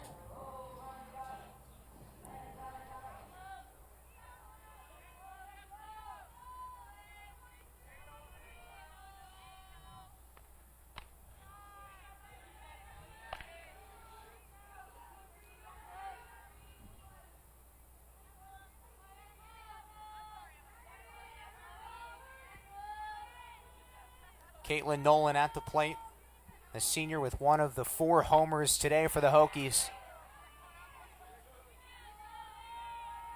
I would expect Yeager to continue throwing that off speed to Nolan as well.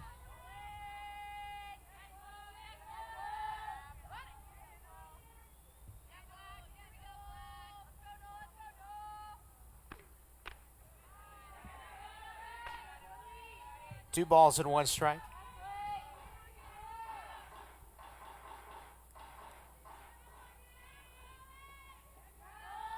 Caitlin Nolan started 141 games her first 3 seasons at Virginia Tech, but missed the final 19 games during the regular season her sophomore year due to a knee injury, but she's battled back from that.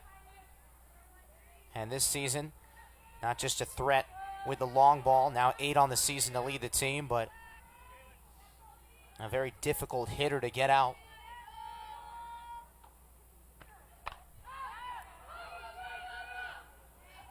Popped up on the infield, and Peyton Ward records out number 2. Shelby, we look at the double from Emma Strouth earlier in the game as part of a 4-run frame. This cleared the bases and really broke the game open. It really did. Not only did Emma Strouth help out early in the game with her home run, then she's going to do it again for her team with that double. See if she's able to do the same without anybody on base. 4 RBIs today for Strouth.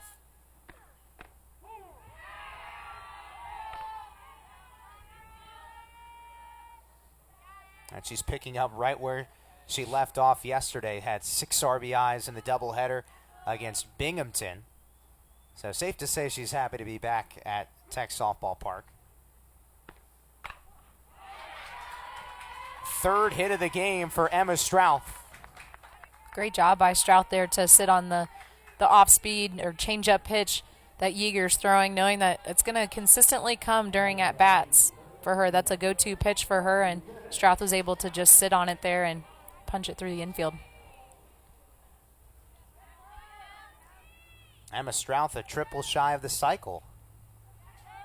And you mentioned earlier, triples are a specialty for her. Yeah, I believe in her career she's in the running to get in the record books for career triples.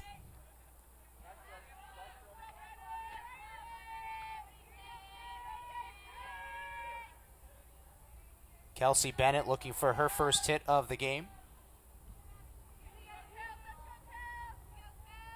Hokies 9 runs on 9 hits, 2 errors. Make it 10 hits.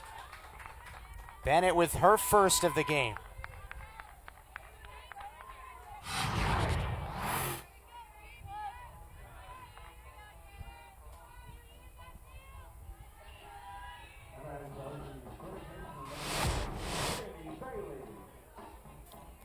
Kelsey Bennett really kept her head down on that last swing. You know, having gone through this game and hadn't gotten a hit yet, I'm sure she was really zoned in, wanted to make sure that she got her eyes on the ball.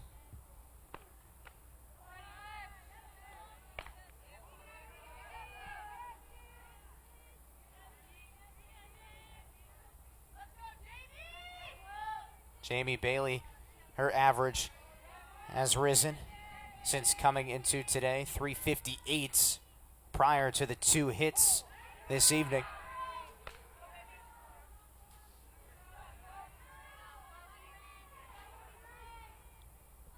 Looking up and down the Virginia Tech lineup, majority of their roster is over that 350 mark, if not even closer to the 400 area. And anytime you have that up and down your lineup, that's hard to pitch to for sure. That was the question coming in for Lipscomb. How would they deal with these Virginia Tech hitters? An offense that's second in the ACC. And they've been forced, Lipscomb has been forced to use 3 pitchers in the circle today. Megan Gray, Katie Turner, Chloe Yeager. Bailey through the left side, and the bases are loaded for the Hokies.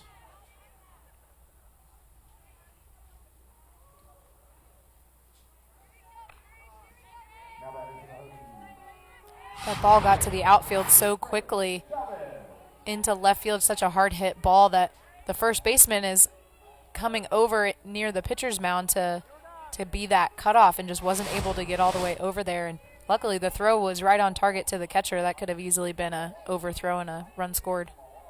And if Virginia Tech scores 2 more runs, that would end the game. The run rule, 8 runs, 8-run lead, past 5 innings. That's what the Hokies did twice yesterday to Binghamton. And another great opportunity for Grace Chavez to come up in this situation. 2 outs, bases loaded. Great opportunity to put Virginia Tech up a little bit farther, if not secure the win. Stacy Kalt pinch running at second base for Virginia Tech. It's going to be important in this at-bat for Chavez to read that off-speed pitch. That's more than likely the one that she's going to get more offense. She needs to be prepared for it and hit it.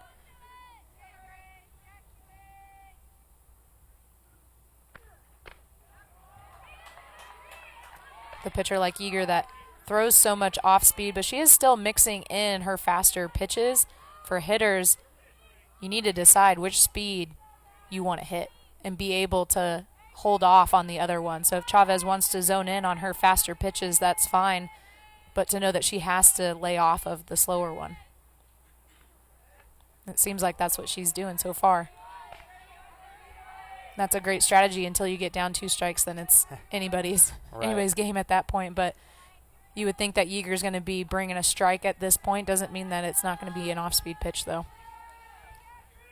Grace Chavez in her 4th start of the season, 2 for 3 with a homer.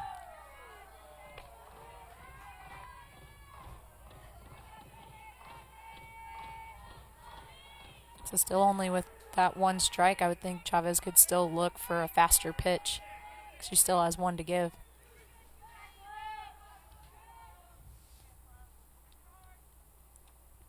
Here's the 3-1. Foot race to third. And Kayla Green gets there in time. Hokies 3 outs away from their 7th straight win. Looking to get to 24-4. Carrie Eberly, 5 strikeouts in 6 innings. Shelby, how has she been able to carve up these hitters today? Well, she's been able to work her corners exactly what her strength is, but 5 strikeouts for Carrie Eberly so far in this game. So I think really the strength of what she's done is to pitch her game and to use her defense behind her. Eberly not the strikeout threat compared to the second pitcher Coach DeMoore goes to in Keely Rochard. But she's looked sharp so far in this game, looking for her 10th complete game of the season. I will say in those 5 strikeouts, 2 of those have been Jordan Fortell, which is arguably the best hitter on the Lipscomb lineup. So those are two clutch strikeouts of the 5.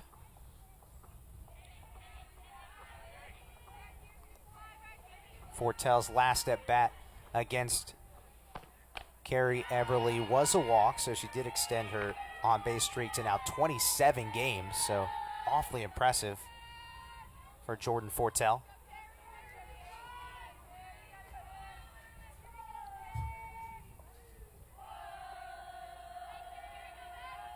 Amy Vitula making just her 6th start of the season out of the 8th spot for Coach Ryman today.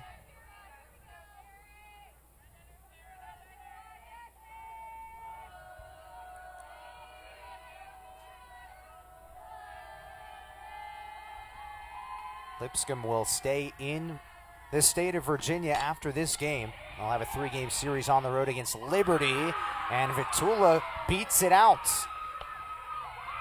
That's the first hit of her career at Lipscomb. Speed is definitely a common theme for the Lipscomb team, and a little bit of a mishit off the bat, but she was able to hustle it out, and Banks just wasn't able to make a fast play on it. You could tell that was an exciting moment for Amy. The entire dugout was going crazy after that, knowing it was her first career hit with Lipscomb. It's always a cool feeling.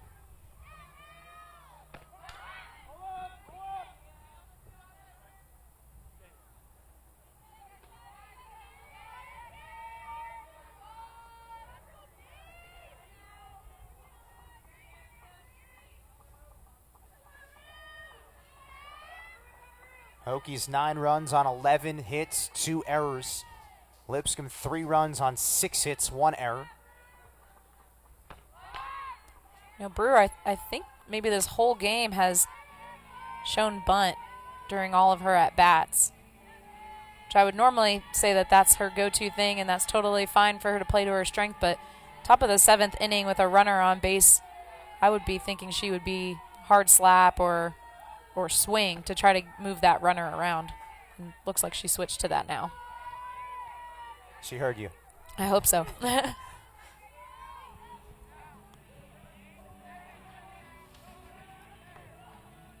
For Lipscomb and this top of the 7th, their goal needs to just be to move the runner.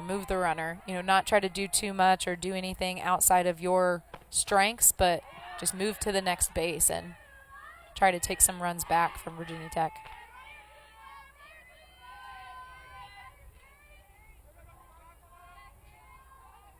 Lipscomb, a much better performance, though, today as opposed to Monday against 11th-ranked Texas. The Bisons only had 1 hit in that game and were shut out 5-0. After 3 innings, this was a 5-3 ball game, but it was that 4-run fourth for Virginia Tech that really broke it open, led by Emma Strouth's 3-run double. I think also seeing up on the scoreboard that Virginia Tech, during those first 4 innings, put something on the board.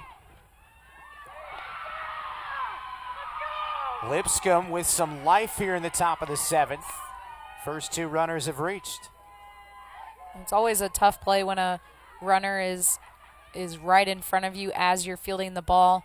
So for Banks there to make sure that she's keeping her eyes and her focus on the ball, but there's also somebody running right at you. That's a tough thing to balance. Sometimes they teach defenders to go ahead and make at least some kind of contact with that runner.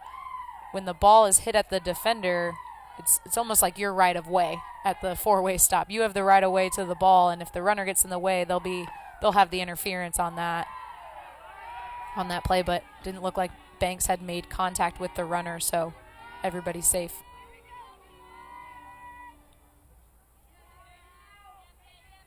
And I'm sure that's something Maddie Banks will learn over time. That is very difficult, the way you outline that, just to keep your eyes on the ball.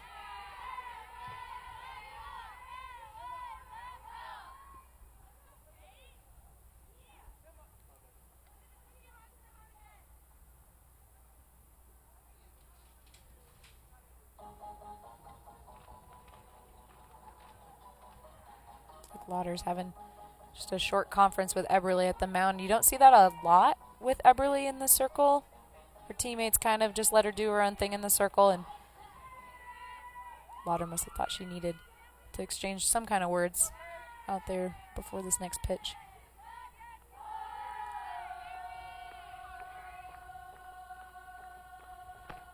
Peyton Ward at the plate for Lipscomb.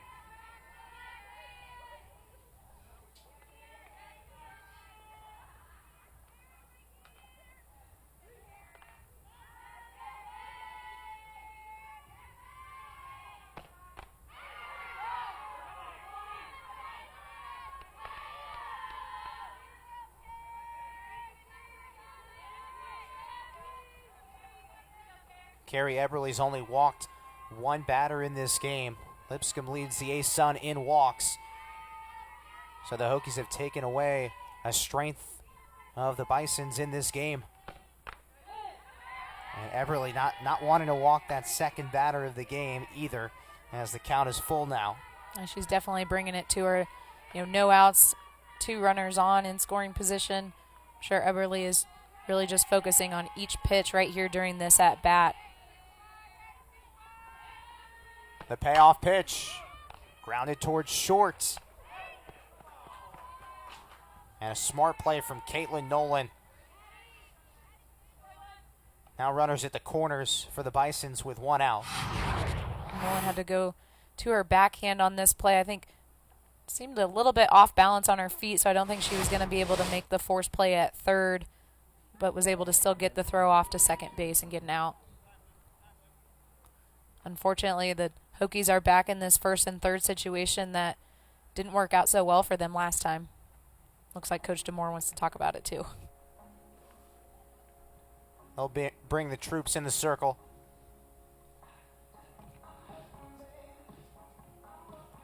This game was tied at one point, 3-3. Virginia Tech has scored 6 unanswered runs to make it 9-3.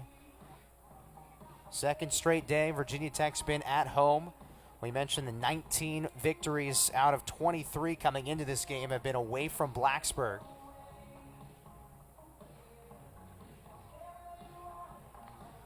Gary Eberle, strong day in the circle. You see the 3 runs on the board for Lipscomb, but all of them are unearned.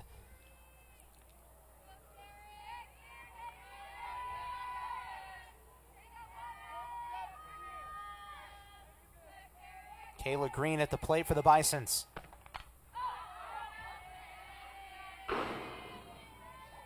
So this first and third situation will be interesting to see if Coach Ryman wants to go for the steal and try to still get that run in at third, or is going to just leave the bat in the hitter's hands, see what happens. Well, earlier in the game, Lipscomb had a first and third situation, and to your point, pushed the envelope a little bit. It worked out. Destiny Brewer ended up scoring. But now the Bisons, after that pop out, down to their final outs. There's a little bit of hesitation there on that pop-up. Not sure what the communication was, but that's definitely the third baseman's ball on that play. Your pitcher just finished pitching. She's also, wearing a face mask of her own, and your catcher's wearing a full set of gear, so that's definitely an easier play for her. Jordan Fortell at the plate for the Bisons. This type of situation for Lipscomb, this is definitely the hitter that you want up at the plate for your team. Definitely important for Fortell, though, to not overswing or swing outside of who she is as a hitter. And, again, just back to that philosophy of one base at a time. Well, a favorable count for Fortell. Gary Eberle's only walked one batter, and it was Jordan Fortell.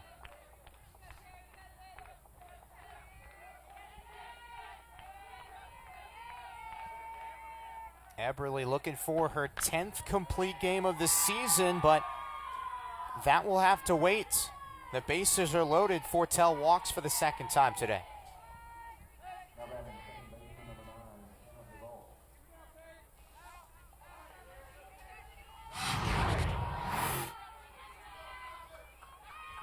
It's a really close pitch there for Eberle on the outside corner. Didn't quite do it, though.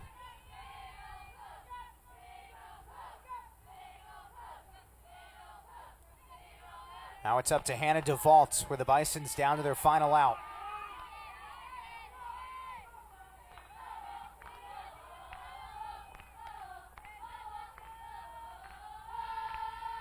Eberle and the Virginia Tech defense still need to stay focused here, knowing that one swing can make a big difference and start to rack up the runs.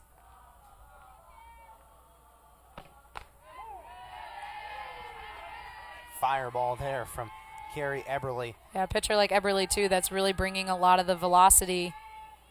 If the hitter gets just a perfect swing on it, Eberle's really supplying the power. Hannah DeVault with 5 homers. That does lead the team for the Bisons. A home run here would really make things interesting.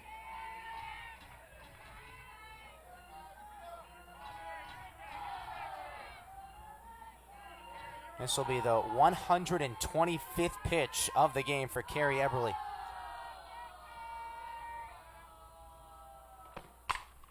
DeVault smacks it into left center, extra bases. 2 runs are in. Here comes a third in Jordan Fortell. And the lead is cut in half. It's just a 3-run game.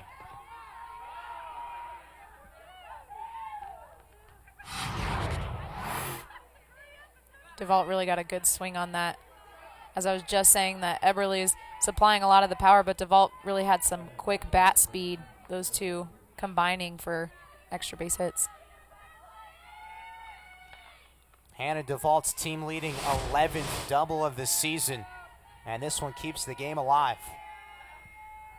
Now Sarah Higgins, one of 3 returning all-conference players from a season ago, has gotten off to a slow start in 2019. Last year she led the team with a .335 average, but as you can see on your screen, not the start she envisioned. Is hitting .228. I'm wondering if there is a little bit of fatigue that is setting in for Eberle as her pitch count rises and coming off of a full game, 5-inning game, but it's still 5 innings of pitching yesterday.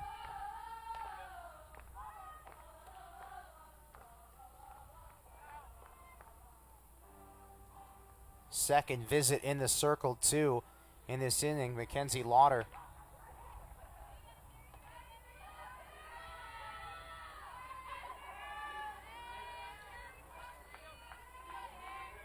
Eberle has done a good job so far earlier in the game of using her defense and putting pitches just on the corner of the plates that batters were going to swing at but not get solid contact on, and I think that's something she needs to zone in on more as she finishes this inning.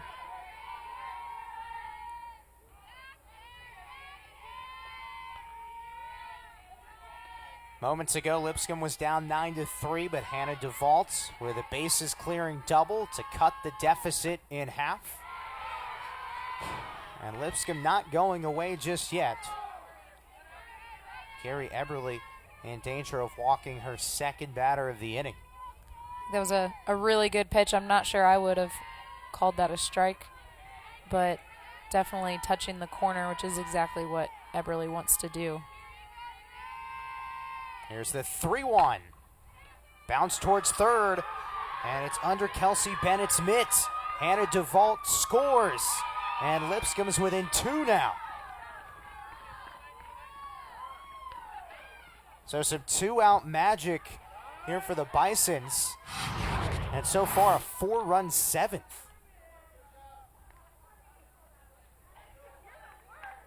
Looked like Kelsey Bennett didn't quite get down all the way to the dirt, might have taken her eyes off of it a little bit.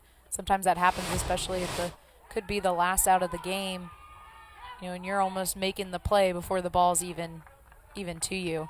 It's a great backup play by Emma Strouth in left field, though, to hold the runner at first base.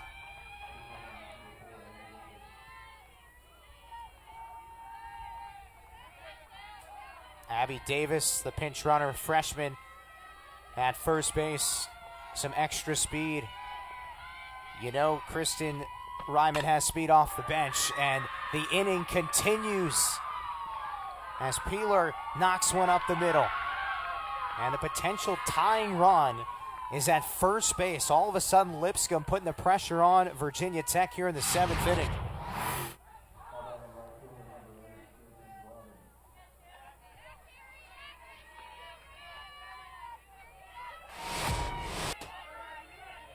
The Bisons have scored 4 runs in this inning. It was once 9-3, and now things getting a bit tight for Pete Demore's squad. Grayson Gladden at the plate.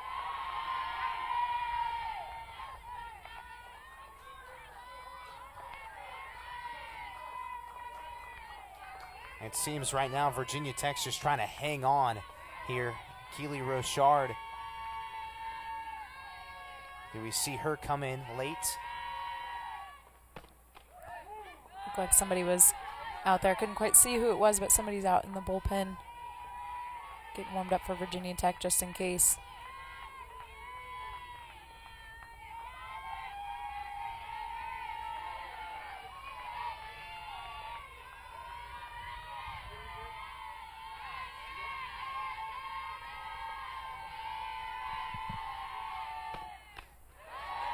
And the Hokies are 1 strike away from winning this game. And hanging on would be a better way of to put it. with the way Lipscomb has battled here in the 7th. 4 runs so far. Spin that Eberle had on that ball, you can tell she's really trying to finish this game on her own. 1 ball and 2 strikes with 2 outs in the 7th, and Eberle ends the contest. Virginia Tech hangs on against Lipscomb, who scored 4 in the 7th, but it's the Hokies with their 7th straight win to move to 24-4 overall. Virginia Tech has won more games already this year than it had last year. Shelby, what was your takeaway from this game? Well, Eberle was really strong in the circle. You can tell she's definitely fatigued, but was able to hang on, and her hitters were able to back her up. That does it for us from Tech Softball Park. For our outstanding crew, my partner Shelby Miller, Sam Hyman saying have a great rest of your Wednesday nights. And thanks for watching. Virginia Tech hangs on with a 9-7 victory over Lipscomb. This has been a presentation of ESPN and the ACC Network Extra.